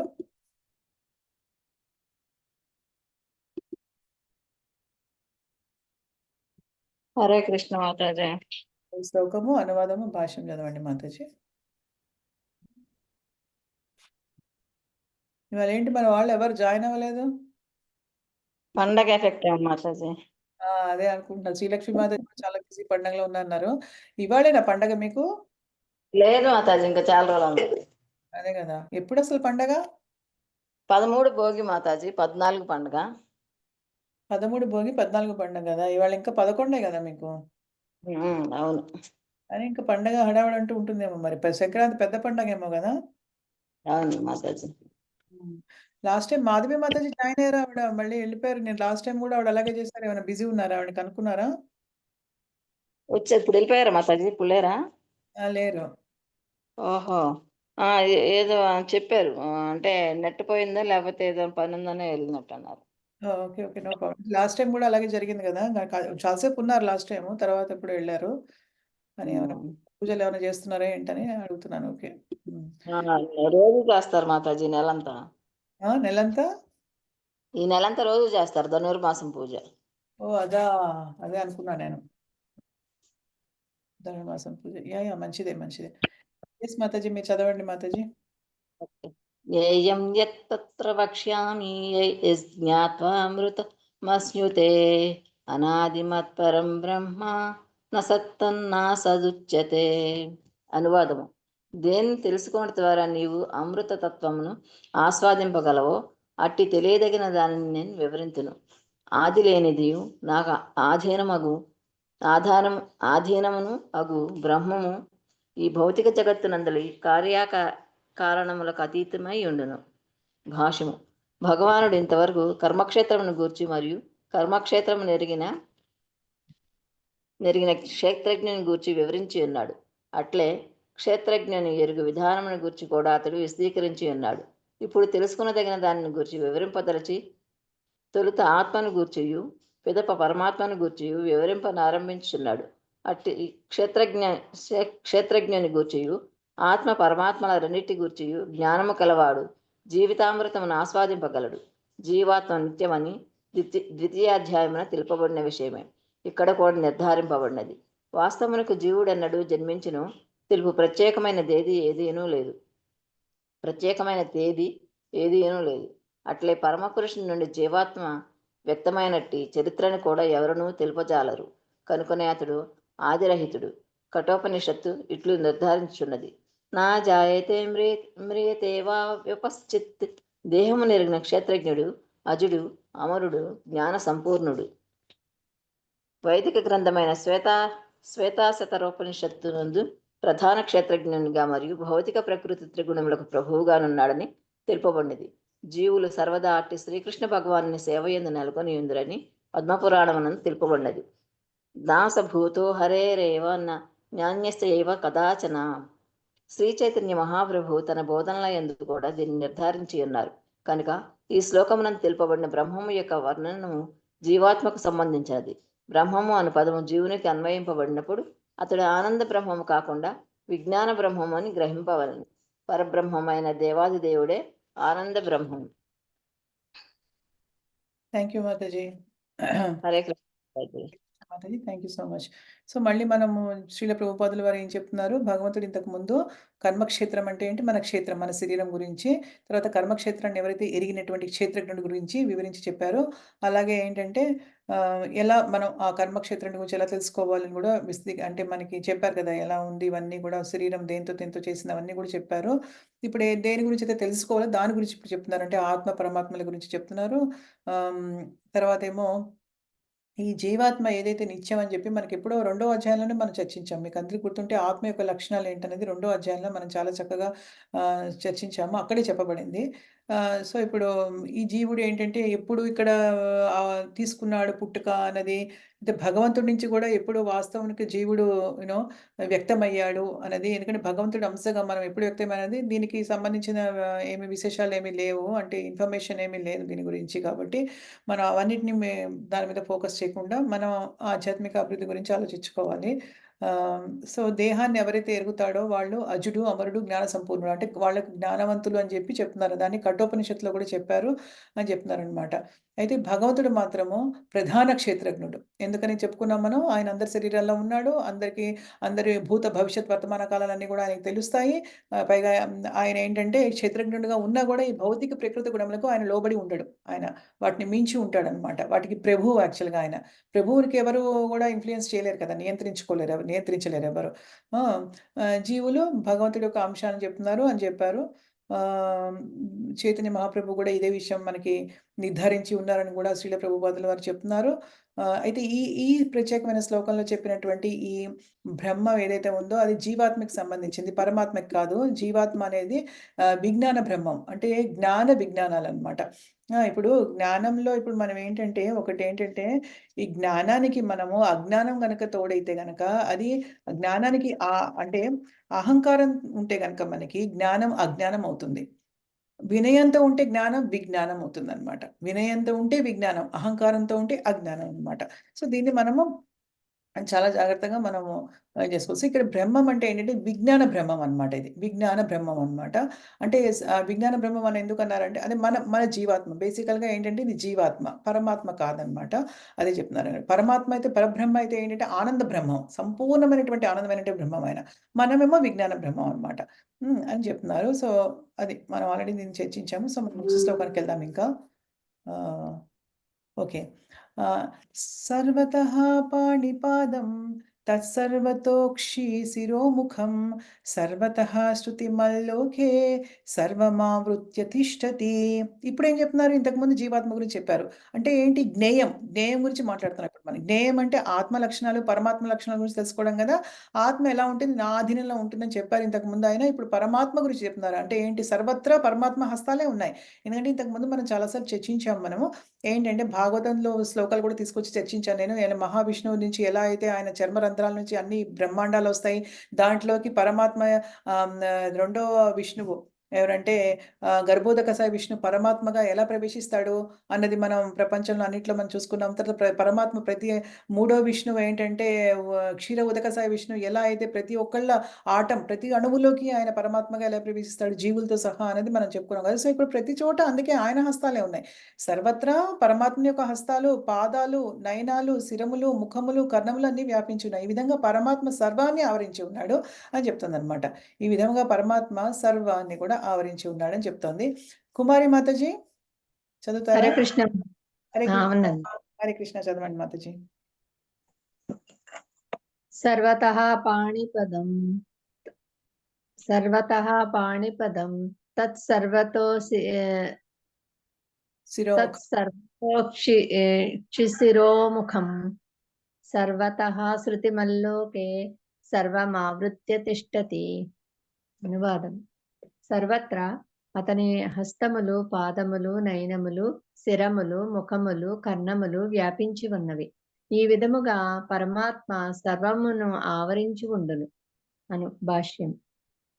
సూర్యుడు అపరిమితములైన తన కిరణములను ప్రసరించుచున్నట్లే పరమాత్ముడు లేక దేవాది దేవుడు కూడా తన శక్తిని సర్వత్రా వ్యాపింపచేయుచుండును. అతడు తన సర్వవ్యాపక రూపముతో స్థితిని కలిగి ఉండగా ప్రథమ గురువు అయిన బ్రహ్మ మొదలుగా అల్పమైన ఆ, చీమ వరకు గల సర్వజీవులు అతని యందు స్థితిని కలిగి ఉన్నవి. అసంఖ్యాకములుగా గల శిరములు, పాదములు, హస్తములు, నయనములు అసంఖ్యాక జీవులన్నీను పరమాత్మ యందే స్థితి కలిగి ఉన్నవి. అట్లే జీవులందరినూ కూడా పరమాత్మని అంతరంగము మరియు బాహ్యములందు స్థితులై ఉన్నవి. కనుక పరమాత్మ సర్వవ్యాపకుడు. పరమాత్మ వలనే తాను కూడా సర్వత్రా పాదములు మరియు హస్తములను కలిగి ఉన్నాడని జీవుడెన్నడూను చెప్పజాలడు. అది ఎన్నటికీ సాధ్యపడదు.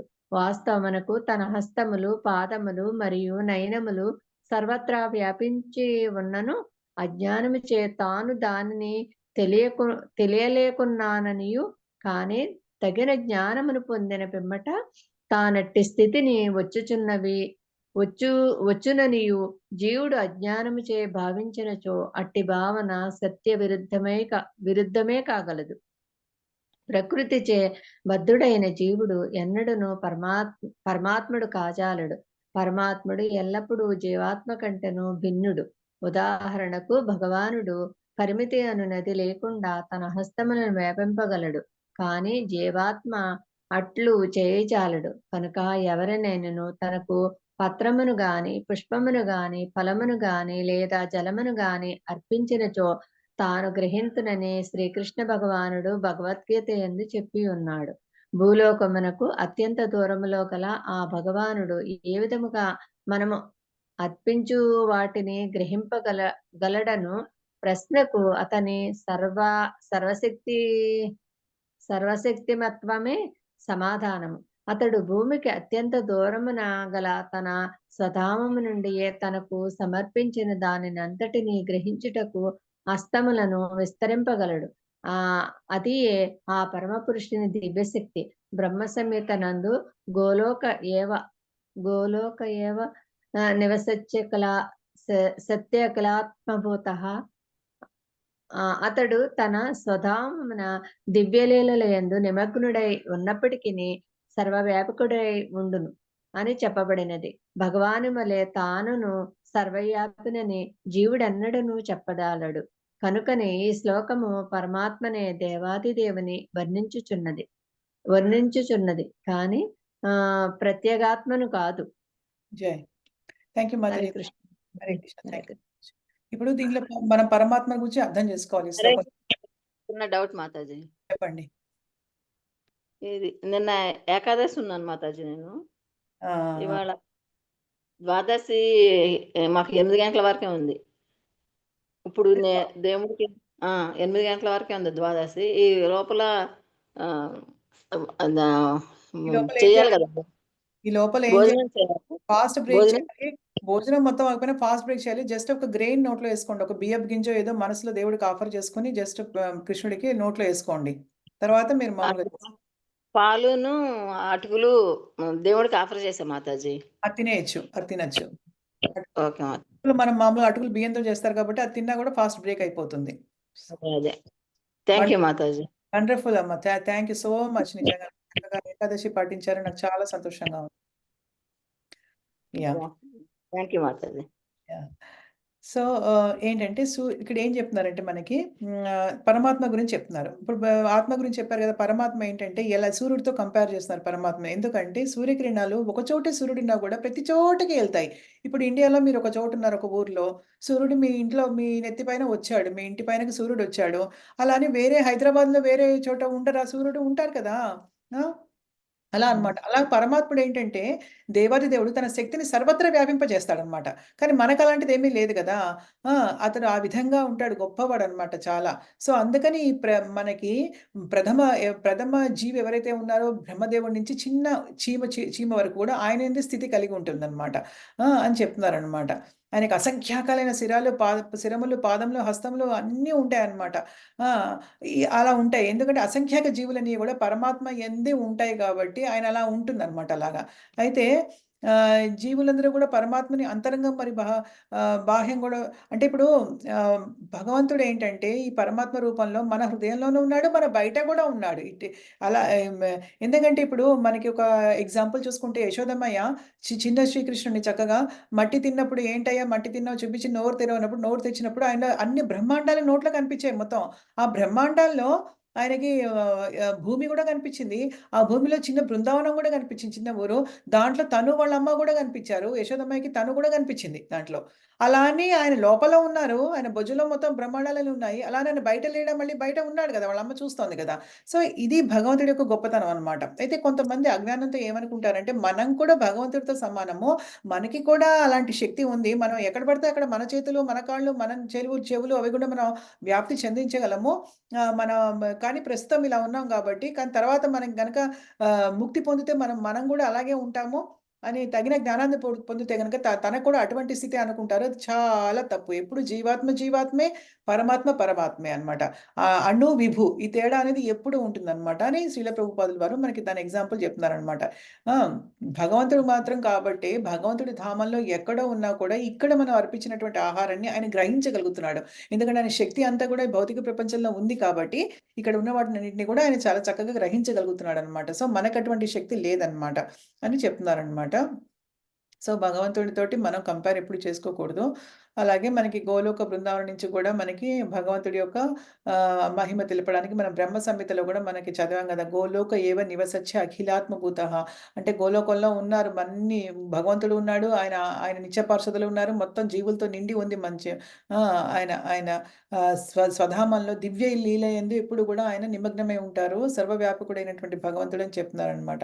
సో, ఈ శ్లోకం ప్రత్యేకంగా పరమాత్మ గురించి చెప్తోంది ఇక్కడ గానీ ఆహ్, ఆ!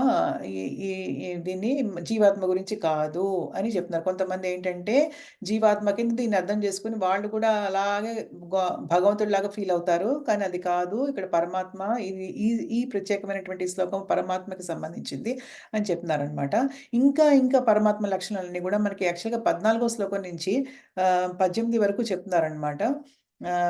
ఇది మనం 13 శ్లోకం గదా! ఈ 13 శ్లోకం ఓకే. 14 నుంచి మనకి 18 వరకు ఏం చెప్తున్నారంటే ఏంటిది 2 13 వచ్చాయి. తప్పు వేశారు నంబరు.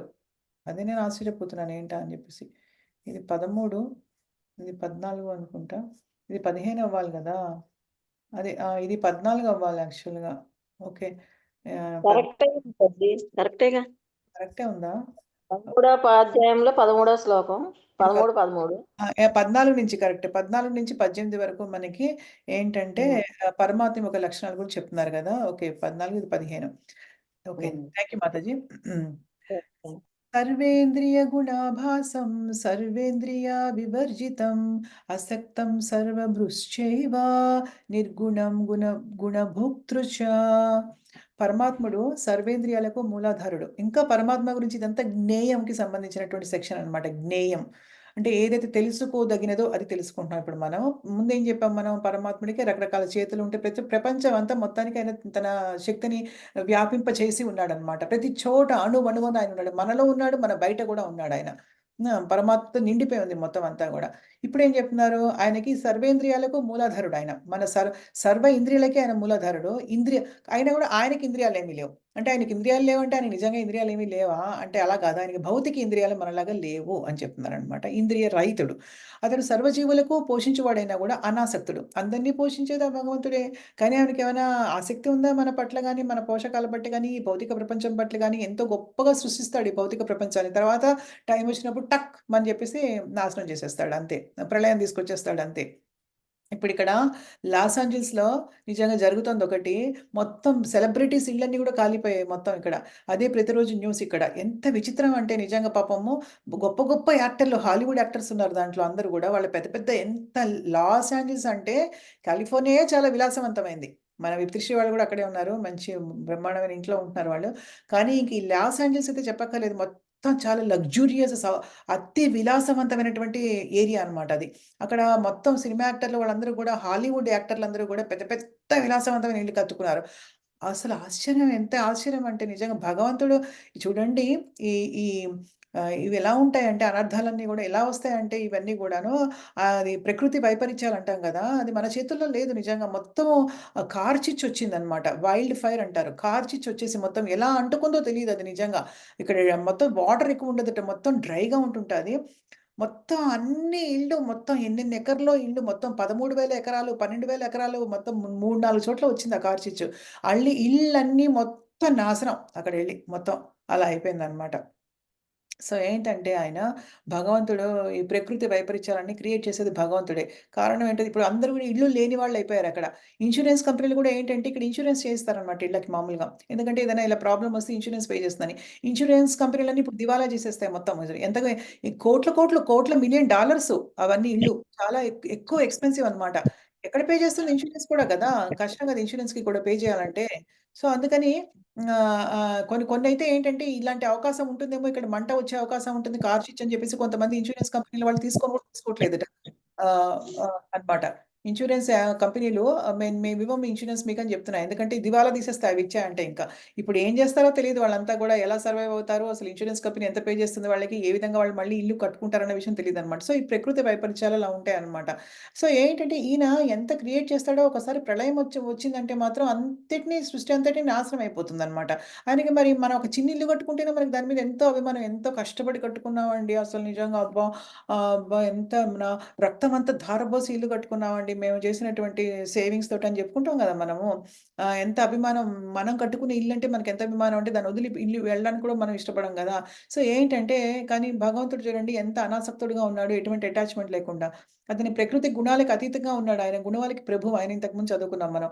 మరియు వాడికి ప్రభువు గూడా అయి ఉన్నాడు వాటికి. అన్నిటిని పోషించేది, చేసేది ఆయనే అన్నమాట. నరసయ్య ప్రభు చదువుతారా మీరు? హరే కృష్ణ మాతాజీ. యాహ్! మీరు చదవండి ప్రభుజీది. సర్వేంద్రియా గుణాభాసం సర్వేంద్రియ వివర్జితం అసక్తం సర్వభృత్యైవ నిర్గుణం గుణభోక్తు చ.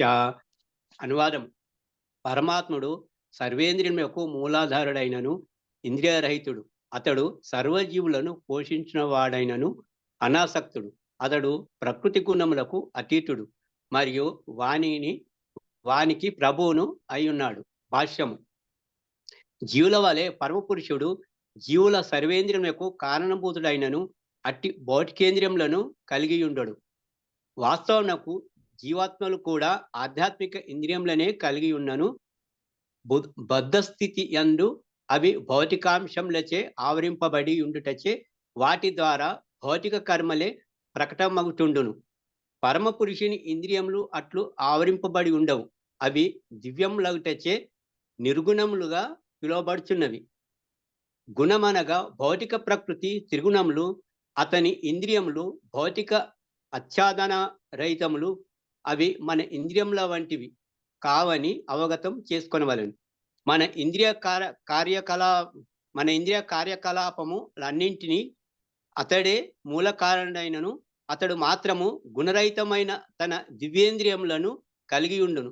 ఈ విషయమే అపాని పాదో జవనో గ్రహిత అను శ్లోకము ద్వారా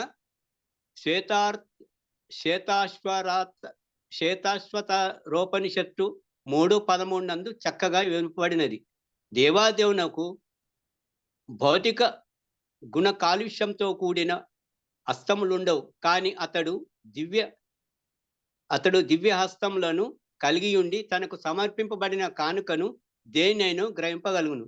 ఇది బద్ధజీవునకు మరియు పరమాత్మనకు నడుమగల భేదము.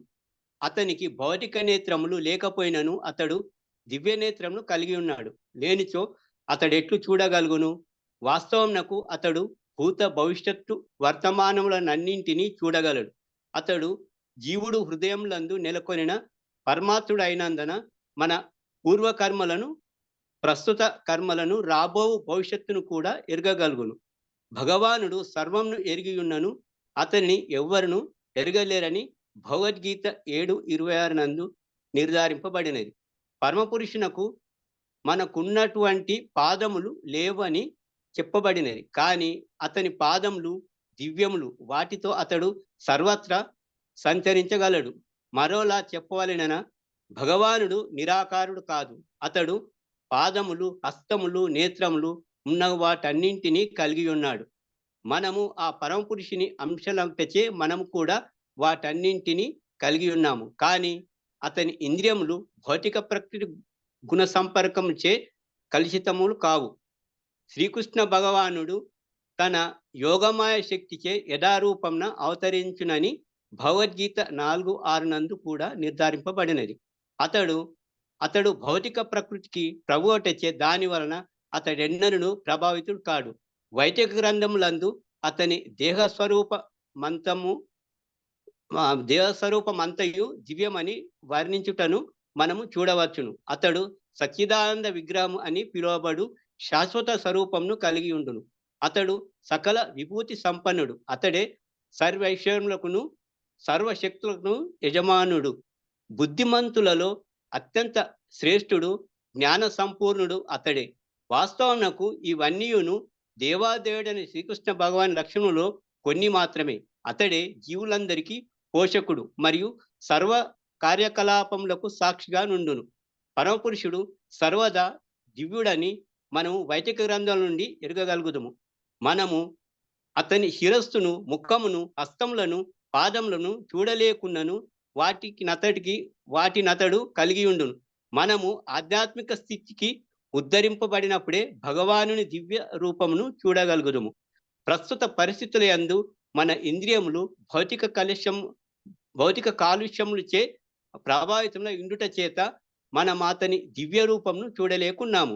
కనుకని భౌతికత్వంచే మరింత అధికంగా కలుషితులై ఉండేది నిరాకారవాదులు పరమపురుషుని అవగాహన చేసుకొనజాలరు.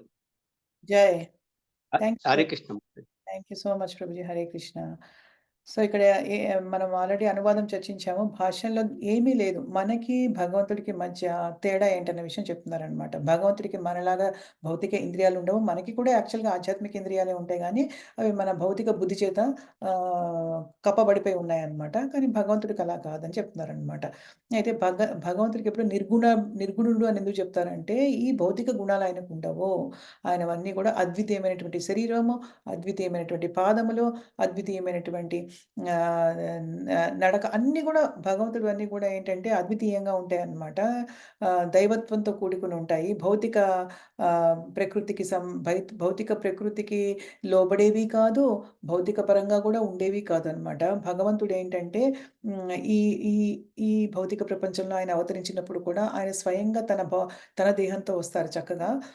ఆయన ప్రతి చోట ఉన్నారసలు. అయితే ఆయనకి ఎంత దివ్య హస్తాలుంటాయి, దివ్యమైనటువంటి పాదాలుంటాయి, దివ్యమైనటువంటి శరీరం ఉంటుంది, దివ్యమైన చక్షువులుంటాయి. ఆ! దివ్య మనకి దివ్యమైన చక్షువులుంటే మనం భగవంతుడిని చూడగలుగుతాం అనమాట. మనకది లేదు కాబట్టి మనం భగవంతుడిని గ్రహించలేకపోతున్నాము. ఇప్పుడు భగవంతుడు ప్రతి చోట ఉన్నాడని మనం ఎలా అనుకుంటాం? ప్రతి చోట ఉన్నాడు భగవంతుడు. ఇప్పుడు ఒక ఎగ్జాంపుల్ ఏం చెప్పారంటే ఇంతకుముందు మనం చెప్పుకున్నామో లేదో నాకు గుర్తులేదు అందుకే చెప్తున్నాను. ఒక గురువు గారు ఉంటారనమాట. ఆయన ఒక అడవిలో ఉంటారనమాట. గురుకులం ఉంటుంది. దానిలో శిష్యులందరూ గూడా ఉంటారనమాట. అయితే ఒకసారి ఏం జేస్తారంటే ఆయన మ మామిడి పళ్ళు తీసుకొస్తారు. తీసుకొచ్చి అందరికీ పంచుతారు. పంచిన తర్వాత చెప్తారు, "నాయనా మీకు రోజు నేను ఇదేంటి దివ్య జ్ఞానం గురించి చెప్తున్నాను. మనం చర్చించుకుంటున్నాము. సో, మీకు ఇప్పుడు మామిడి పళ్ళు ఇచ్చాను. మీరందరూ వెళ్లి ఎవరు లేని చోట వెళ్లి ఈ మామిడి పండు తినండి. నాకొచ్చిన తర్వాత తినేసొచ్చిన తర్వాత నాకు చెప్పండి. ఎవరు ఉండకూడదు. ఎవరు చూడకూడదు. మీరు మామిడి పండు తింటుంటే" అని జెప్తే సరే అని ఎళ్లారు. వెళ్ళిన తర్వాత వచ్చారు. వచ్చిన తర్వాత ఒకడు మాత్రం తినలేదు. మిగతా అందరూ తినేసారు. అయితే ఓకే. ఎవరు ఒకడిని అడిగారు గురువుగారు. "నాయనా నువ్వు తిన్నావా?" అంటే తిన్నానంటే, "ఎక్కడ తిన్నావయ్యా?" అంటే, "నేను ఆ పొదలో అక్కడ ఒక పొద ఉందండి. ఆ పొదల్లో అక్కడ మొత్తం చూసాను చుట్టూరా ఎవ్వరు లేరండి. అక్కడ కూర్చొని తినేసానన్నాడు." ఇంకొకడిని అడిగాడు. అడిగితే ఆయనన్నాడు, "నేనొక గుహ ఉంది గురువుగారు. ఆ గుహలోకెళ్ళాను. అక్కడ గుహలో ఎవరు ఉండరు కదా! అక్కడ నేను తినేసాను." ఇలా ఇంకొకళ్ళేమో అక్కడ బావి ఉందండి. ఎండు బావి అయిపోయింది. దాంట్లో నీళ్లు లేవు. సో, నేను ఆ బావిలోకెళ్ళాను. అక్కడ ఎవరు ఉండరు కదండీ! అక్కడ తినేసాను. ఇలా ప్రతి ఒక్కళ్ళు ఒక్కొక్క ఆన్సర్ చెప్తే ఒక్క చిన్న బాలుడు మాత్రం చక్కగా తినలేదన్నమాట. తినకపోతే, "నాయన నువ్వేంటమ్మా తినలేదు మరి? నేను చెప్పాను కదా తినమని" అంటేను ఆయనన్నాడు, "స్వామి మీరు ప్రతిరోజు చెప్తున్నారు గదండీ! భగవంతుడు ప్రతి చోట ఉన్నాడని జెప్పేసి పరమాత్మ అనేవాడు భగవంతుడు ప్రతి చోట ఉన్నారు గదా! మరి ఎవరు లేని చోట తినమన్నారు మీరు. మరి భగవంతుడైతే ఉన్నాడు గదా ప్రతి చోట. అందుకే నేను తినలేదు" అంటే అప్పుడన్నారు, "నాయన నిజమైనటువంటి జ్ఞానవంతుడు నువ్వయ్యా నిజంగా కరెక్ట్‌గా అర్థం చేసుకున్నావు" అని చెప్పి. సో, ఇలా ఏంటంటే మన లైఫ్ జీవితంలో గూడా మనం భగవంతుడు ప్రతి చోట ఉన్నాడు. మనలో ఉన్నాడు. మన బయట గూడా ఉన్నాడు. ఆయన వేరు, మనం వేరు అన్న విషయం మనం అర్థం జేసుకోవాలి. ఆయనకి ఆకారం ఉంది. ఆయన మనలాగే. కానీ ఆయనకి దివ్యమైనటువంటి ఆకారం ఉంది. మనకేంటంటే మన ఆత్మ ఆధ్యాత్మిక స్వరూపమైనా కూడా మన యొక్క కోరికల వల్ల, భగవంతుడి పట్ల మనకున్న ద్వేషం వల్ల మనకి శరీరం వచ్చింది అన్న విషయాన్ని మనం అర్థం జేసుకోవాలనమాట. సో, ఆయనకి దీంట్లో జస్ట్ మనకదే చెప్తున్నారనమాట. ఆయనకి మనకి గల ఆహ్, నాకు నెట్ కట్ అయింది. ఓహ్! మీకు నెట్ కట్ అయిందా ఇప్పటి వరకు? అయ్యో! నాలుగో బాలుడి దగ్గర భగవంతుడు అన్ని చోట్ల ఉంటాడు గదా! ఎవరు లేని చోట తినమన్నారు అన్నారు. కట్ అయింది నెట్. అదే. ఎంత బావుంటుందంటే అది నిజంగా. అంటే గురువుగారు అన్నారనమాట. ఆ అబ్బాయి అంటాడనమాట. "మీరు చెప్పారు గదా! ప్రతిరోజు చెప్తున్నారు గదా! స్వామి గురువుగారు భగవంతుడు ప్రతి చోట ఉన్నాడు. పరమాత్మ ప్రతి చోట ఆవరించి ఉన్నారని జెప్పేసి. అందుకే నేను ఎక్కడికెళ్ళినా గూడా తినలేకపోయాను. ఎందుకంటే ఎవరు లేరు గానీ ఆయన ఉన్నారు కదా!" అనంటే అప్పుడు ఆయన ఏంటంటే అప్పుడు చెప్పారనమాట ఆయన. ఏంటంటే "ఓకే. నువ్వు నిజమైన జ్ఞానవంతుడివయ్యా నిజంగా నువ్వు. నేను ప్రతిరోజు చెప్పిన దాన్ని నువ్వు నిజంగా అర్థం చేసుకున్నావు" అని చెప్పారనమాట ఆయన. ఆ శిష్యుడిని మెచ్చుకున్నారనమాట. నేను చెప్పింది క్లియర్‌గా నీకు అర్థమవుతుంది కరెక్ట్‌గా అని చెప్పి. అలా టెస్ట్ పెట్టారు. అందుకే పెట్టారు టెస్ట్. ఎందుకంటే ఆయన ఏంటంటే చూద్దాం శిష్యుల్ని పరీక్షిద్దాం. ఎంతవరకు వాళ్ళు చెప్పిన దాన్ని వాళ్ళు అర్థం చేసుకుంటున్నారని చెప్పడానికనమాట. సో, అలాగా ఏంటంటే ఇక్కడ మనకి ఈ శ్లోకంలో అలాగే చెప్తున్నారనమాట. డిఫరెన్స్ ఏంటంటే భగవంతుడు దివ్యమైన వాడు. ఆయనకి దివ్య పాదాలున్నాయి. దివ్యమైనటువంటి చేతులున్నాయి. దివ్యమైన శరీరం ఉంది. మనకేమో అంత భౌతికంగా ఉంది. అంటే మనం గూడా ఆధ్యాత్మిక స్వరూపమైన ఆత్మ అయినా కూడా ఏమని జరుగుతుందంటే ఇక్కడ మనకి మనకంతా కవర్ అయిపోయి ఉంది. మనకి భగవంతుడి పట్ల ద్వేషం ఉంది గాబట్టి మనకి భగవంతుడి పట్ల ద్వేషం ఉంది గాబట్టి మనకి శరీరం అనేది వచ్చింది మనకి. లేకపోతే అసలు మనం ఆత్మ అంటే ఆధ్యాత్మిక స్వరూపం భగవంతుడితో ఉండాల్సిన వాళ్ళం మనం అసలు ఎందుకున్నాం ఇక్కడ ఈ భౌతిక ప్రపంచంలో? ఎందుకంటే మనకి ద్వేషం. ద్వేషం ఉంది. ఇప్పుడు మనం ఆ ద్వేషాన్ని వదులుచుకొని, మనం ప్రేమ మళ్ళీ డెవలప్ చేసుకుంటున్నాం. అంటే మనకి పోయినటువంటి మనకి లాస్ట్ కనెక్షన్ ఏదైతే ఉందో భగవంతుడు, దాన్ని మళ్ళీ మనము పునరుద్ధరించుకుంటున్నాం. ఈ భక్తి జీవితంలో ఎంటర్ అవ్వడం ద్వారా, మనం భగవంతుడు ఇచ్చినటువంటి జ్ఞానం వినడం ద్వారా, భక్తుల సాంగత్యం తీసుకోవడం ద్వారా మళ్ళీ ప్రేమని మనం తిరిగి పునరుద్ధరించుకుంటున్నాం అన్నమాట. సో, భగవంతుడు ఏంటంటే తన యోగ మాయా శక్తిచే యథారూపంలో అవతరిస్తారని భగవద్గీతలో చెప్పారని ఇక్కడ శ్రీల ప్రభుపాదుల వారు చెప్తున్నారు. కరెక్టే కదా! భగవంతుడు ఇక్కడికి మిలీనియం ఆఫ్టర్ మిలీనియం, అంటే ప్రతి యుగంలోనూ భగవంతుడు అవతరిస్తారు. ఆయన తన నిజమైనటువంటి శరీరం అంటే సచ్చిదానంద విగ్రహంతోటి అవతరిస్తారాయన. అది ఎలా పాసిబుల్ అవుతుంది, సాధ్యమవుతుంది అని అడగొచ్చు మనం. ఎందుకంటే, అరే! ఈ భౌతిక ప్రపంచంలో వచ్చినప్పుడు మాతాజీ భౌతిక శరీరంతో లేకుండా ఎలా కష్టం గదా! అంటే అది భగవంతుడి యొక్క యోగమయ శక్తి అని ఒకటుంటుంది. అంటే అంతరంగ శక్తి. అది భగవంతుడికి సంబంధించింది. మీకు ఇంతకుముందు మనం చాలా సార్లు చర్చించాం. అంతరంగ శక్తి, బహిరంగ శక్తి ఇవన్నిటి గురించి కదా! తటస్థ శక్తి గురించి. సో, ఆయన అంతరంగ శక్తి ద్వారా ఆయన చక్కగా తన తన శరీరంతో తను రాగలుగుతాడు. దివ్యమైన శరీరంతో ఇక్కడ అవతరించగలుగుతాడనమాట. సచ్చిదానంద విగ్రహం ఉంటుందనమాట. ఆయనకి రకరకాల మనం భ భగవద్ దివ్య విభూతుల గురించి 10వ అధ్యాయంలో చాలా చక్కగా చర్చించాం మనము. భగవంతుడి దివ్య విభూతుల గురించి. సో, ఆయనకి అన్ని ఐశ్వర్యాలు, షడైశ్వర్యాలున్నాయి ఆయనకి. అన్ని అన్ని విభూతులు ఉన్నాయి ఆయనకి. తర్వాత అన్ని శక్తులు ఆయనకున్నాయి. ఆయన చాలా గొప్పవాడనమాట. అందరిలో అత్యంత శ్రేష్టవంతుడు ఆయన, జ్ఞాన సంపూర్ణుడు ఆయనే అనమాట. సో, ఆయన నుంచి మనం తెలుసుకోవాలి ఏదైనా గూడా, ఆయన భక్తుల నుంచి తెలుసుకోవాలనమాట. ఇవన్నీ ఇప్పుడు ఏదైతే మనం చెప్పుకుంటున్నామో అన్నీ కొన్ని మాత్రమే. ఇంకా చాలా ఉంటాయి భగవంతుడి లక్షణాలు అనమాట. కానీ మనకి గ్రహించే ఇది ఉండాలి కదా! గ్రహించే బుద్ధి మనకుండాలి కదా! హ్మ్. జీవులందరికీ ఆయన పోషకుడు అని చెప్తున్నారనమాట. సదా దివ్యుడు ఆయనటువంటి. సో, ఆయన మన ఈ ఈ భౌతిక చక్షువులతో ఆయన్ని మనం చూడలేమనమాట. దానికేంటంటే ఆధ్యాత్మిక చక్షువులు ఇవ్వాలనమాట. ఇప్పుడు మనకి భగవద్గీత చెప్తున్నప్పుడు కృష్ణ భగవంతుడు ఆహ్, దు యుధిష్ఠిర మహారాజు తన ప్యాలెస్‌లో కూర్చొని ఉంటాడు. ఎందుకంటే ఆయనకి కళ్ళు లేవు గదా! ఆయన యుద్ధం చేయలేడు గదా! సో, ఆయనకి అసిస్టెంట్ ఎవరు? సంజయుడు గదా! ఆ సంజయుడికి ఏంటి ఇంట్లో ఉన్నా కూడా ప్యాలెస్‌లో ఉన్నా కూడా అక్కడ యుద్ధం అంతా కనిపిస్తుందాయనకి.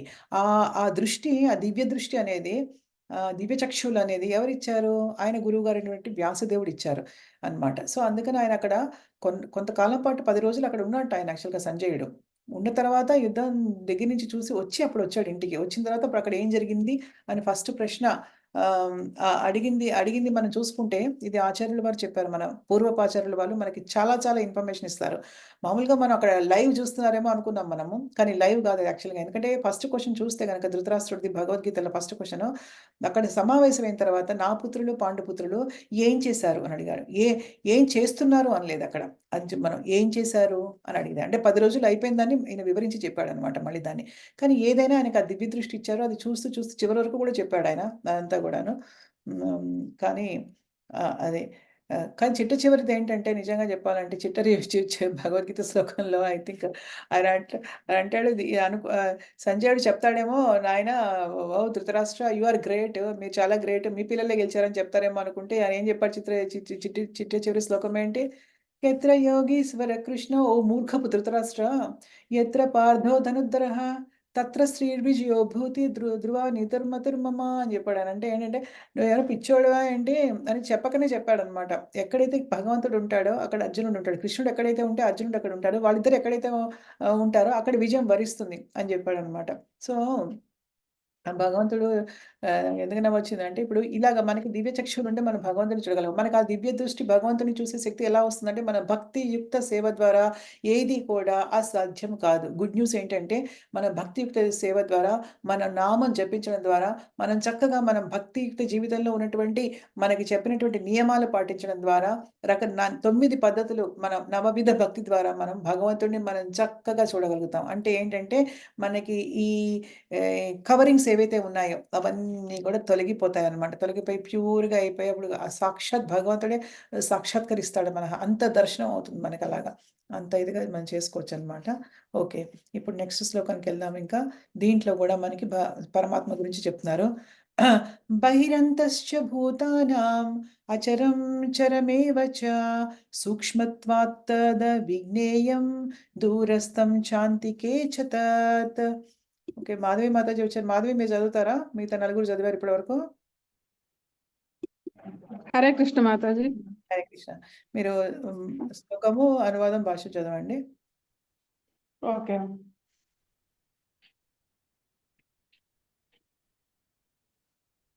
బహిరంతశ్చ భూతానాం అచరం చరమేవ చ సూక్ష్మతత్వాద విజ్ఞేయం దూరస్థం చాంతికే చ తత్.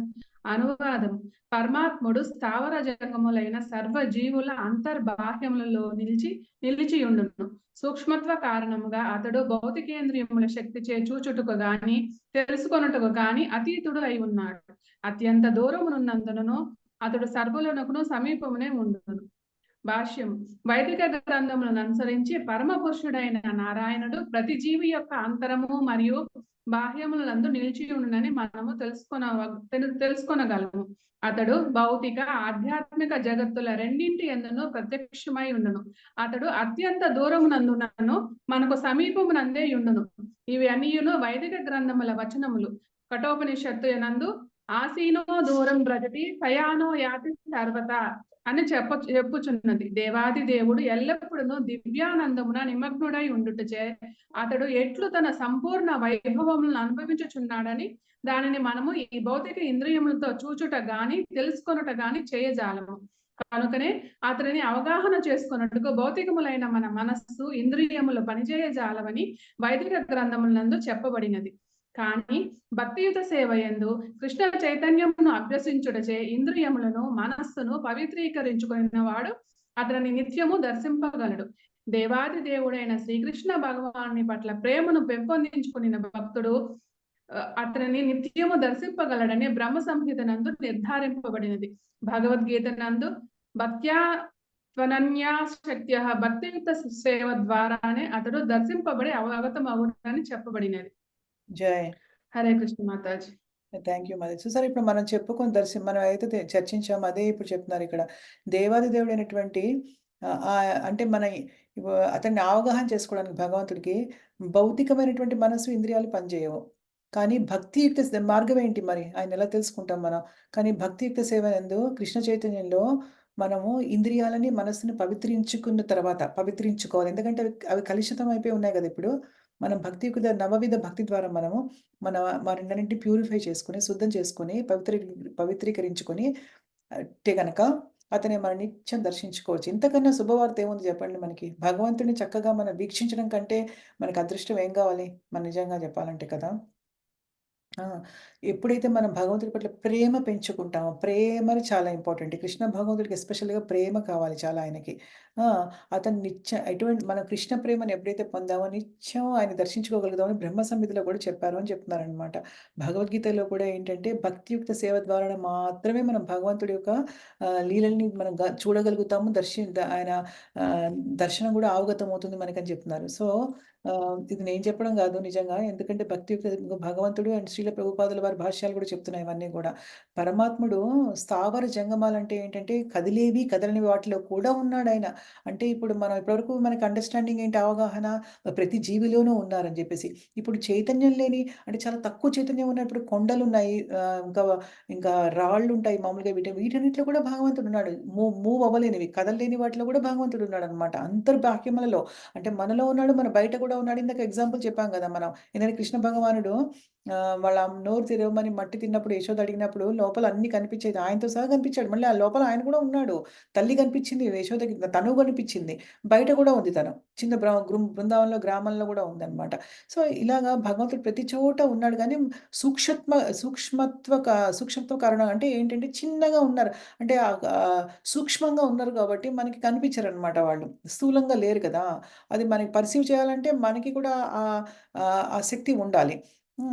మన భౌతిక ఇంద్రియాలతో శక్తిచే మనం తెలుసుకోవడానికి అతీతుడుగా ఉన్నాడాయన. అంటే తెలుసుకోలేము ఆయన్ని మనం భౌతిక ఇంద్రియాలతో వాటితో. ఇప్పుడు ఎక్కడో గోలోకధామంలో ఉన్నారాయన, వైకుంఠంలో విష్ణువు ఉన్నారు, అందరూ ఉన్నారు. ఎంతో దూరంగా ఉన్నారు. మనం ఇక్కడ ఉన్నాము, వాళ్ళెక్కడో ఉన్నారు. అయినా కూడా మన సమీపంలో పరమాత్మ రూపంలో ప్రతి చోట ప్రత్యక్షమే ఉన్నాడు. ఇది భగవంతుడి శక్తి. ఎంత అద్వితీయమైనటువంటి శక్తి కదా! భగవంతుడికి ఎంత అద్భుతమైనటువంటి శక్తి కదా! నిజంగా అసలు. చాలా గ్రేట్ యాక్చువల్‌గా. సో, దీని గురించి మళ్ళీ మనకి దీంట్లో చెప్పారనమాట. ఎక్కడ దూరంగా ఉన్నా కూడా ఇవన్నీ వేదాల్లో చెప్పారు, కథ ఉపనిషత్తులో చెప్పారు, బ్రహ్మ సంహితలో కూడా భగవంతుడి యొక్క గొప్పతనం గురించి చెప్పారు. ఇవన్నిటిని కూడా శ్రీల ప్రభుపాదుల వారు మనకి రిఫరెన్స్‌గా తీసుకొస్తున్నారనమాట. ఆ! మనము భగవంతుడు ఎంత గొప్ప దివ్య వైభవాలను అనుభవిస్తున్నాడో మనము ప్రత్యక్షంగా ఈ ఇంద్రియాలతో మనం చూసుకోలేము, మనం తెలుసుకోలేము. సో, మనం చేయాల్సిన పనేంటంటే నవవిధ భక్తి ద్వారా మన ఇంద్రియాలని పవిత్రీకరించుకోవాలి. పవిత్రం చేసుకుంటున్న కొద్దీ మనకి స్లోగా భగవంతుడికి అటాచ్‌మెంట్ అనేది స్టార్ట్ అవుతుంది మనకి. అప్పుడు మనము అంటే కళ్ళతో చూడడానికి టైం పడుతుంది గానీ, అసలు ఆయన్ని గ్రహించగలుగుతాం యాక్చువల్‌గా. మన సెన్సెస్‌తో, మన ఇంద్రియాలతో ఆయన్ని గ్రహించగలుగుతాం అనమాట మనం. హ్మ్. అవిభక్తం చ భూతేషు విభక్తమివ చ స్థితం భూతభర్తృ చ తజ్ఞేయం గ్రహిష్ణు ప్రభవిష్ణు చ. ఇక్కడ కూడా మళ్ళీ పరమాత్మ గురించి చెప్తున్నారు. ఇదంతా జ్ఞేయం గురించి చెప్పుకుంటున్నాం మనము. ఇదంతా కూడా భగవంతుడు పరమాత్మ గురించి చెప్తున్నారు. ఏంటంటే ఆయన పరమాత్మ సర్వజీవులందు విభజించినట్లు కనిపిస్తాడు. కానీ ఆయన ఎప్పుడూ విభజించబడ్డు. ఏకైకుడుగా ఉంటాడు. ఒకడే ఆయన ఎప్పుడు కూడా. ఇప్పుడు అనొచ్చు కదా! మనం అనుకోవచ్చు కదా! ప్రతి ఒక్కళ్ళ శరీరాల్లో ఉన్నారు. నా శరీరంలో ఉన్నారు, కుమారి మాతాజీలో ఉన్నారు, నరసింహ ప్రభువులో ఉన్నారు, కమలా మాతాజీలో, మాధవి అందరిలోనూ ఉన్నారు కదా!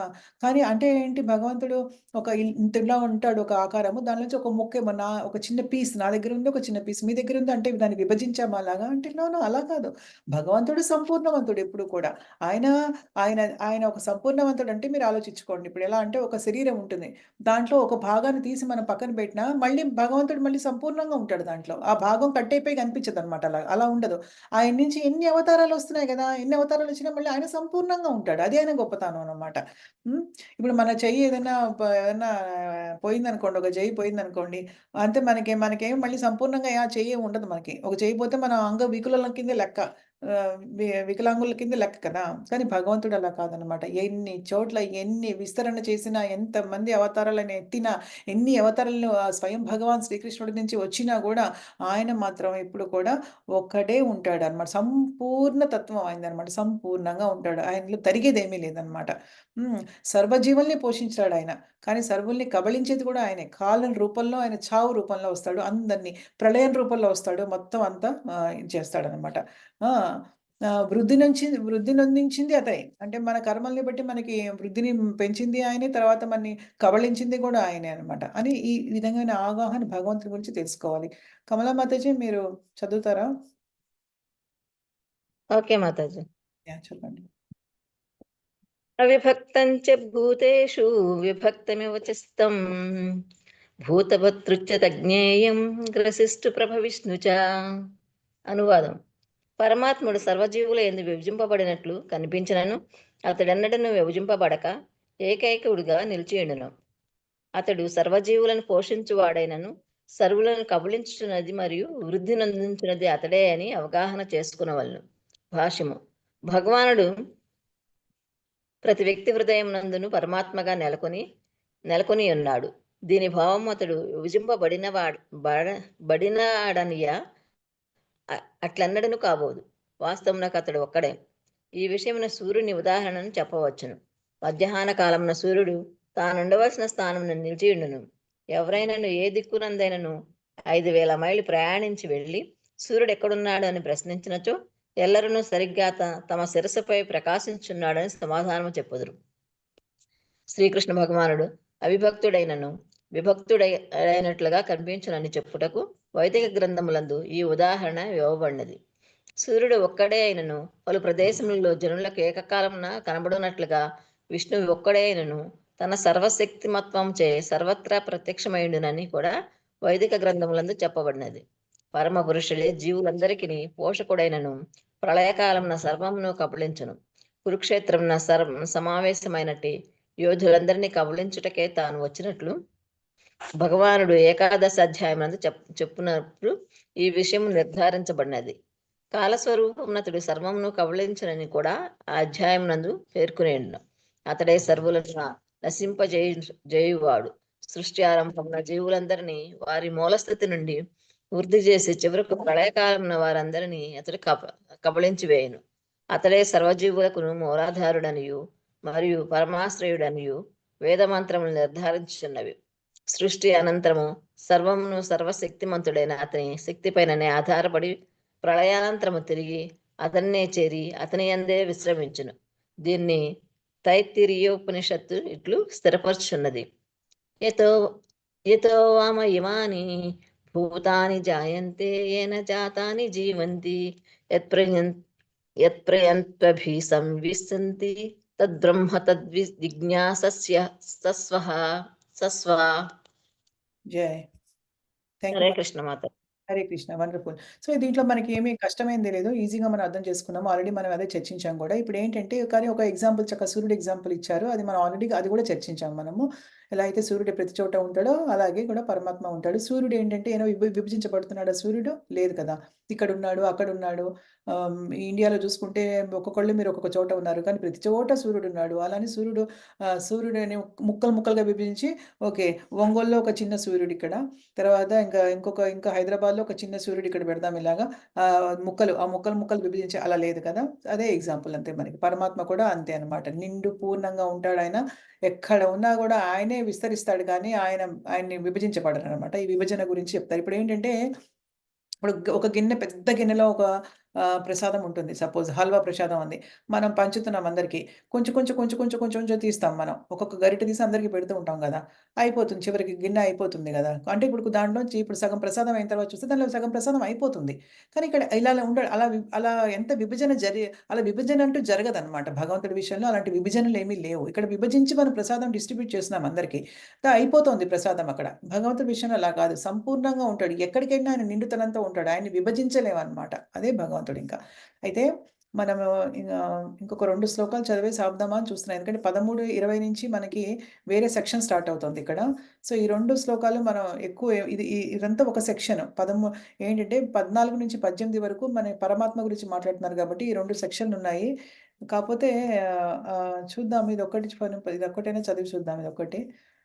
జ్యోతిషామపి తజ్జ్యోతిస్తమసః పరముచ్యతే జ్ఞానం జ్ఞేయం జ్ఞానగమ్యం హృది సర్వస్య విష్ఠితం. సో, అయిపోతుంది ఈ సెక్షన్ ఇంకా. అందుకే చెప్తున్నారు జ్ఞానం, జ్ఞేయం గురించి చెప్పాం గదా! తేజోవంతములైన సర్వ వస్తువులందు కాంతిధారుడు అతడే.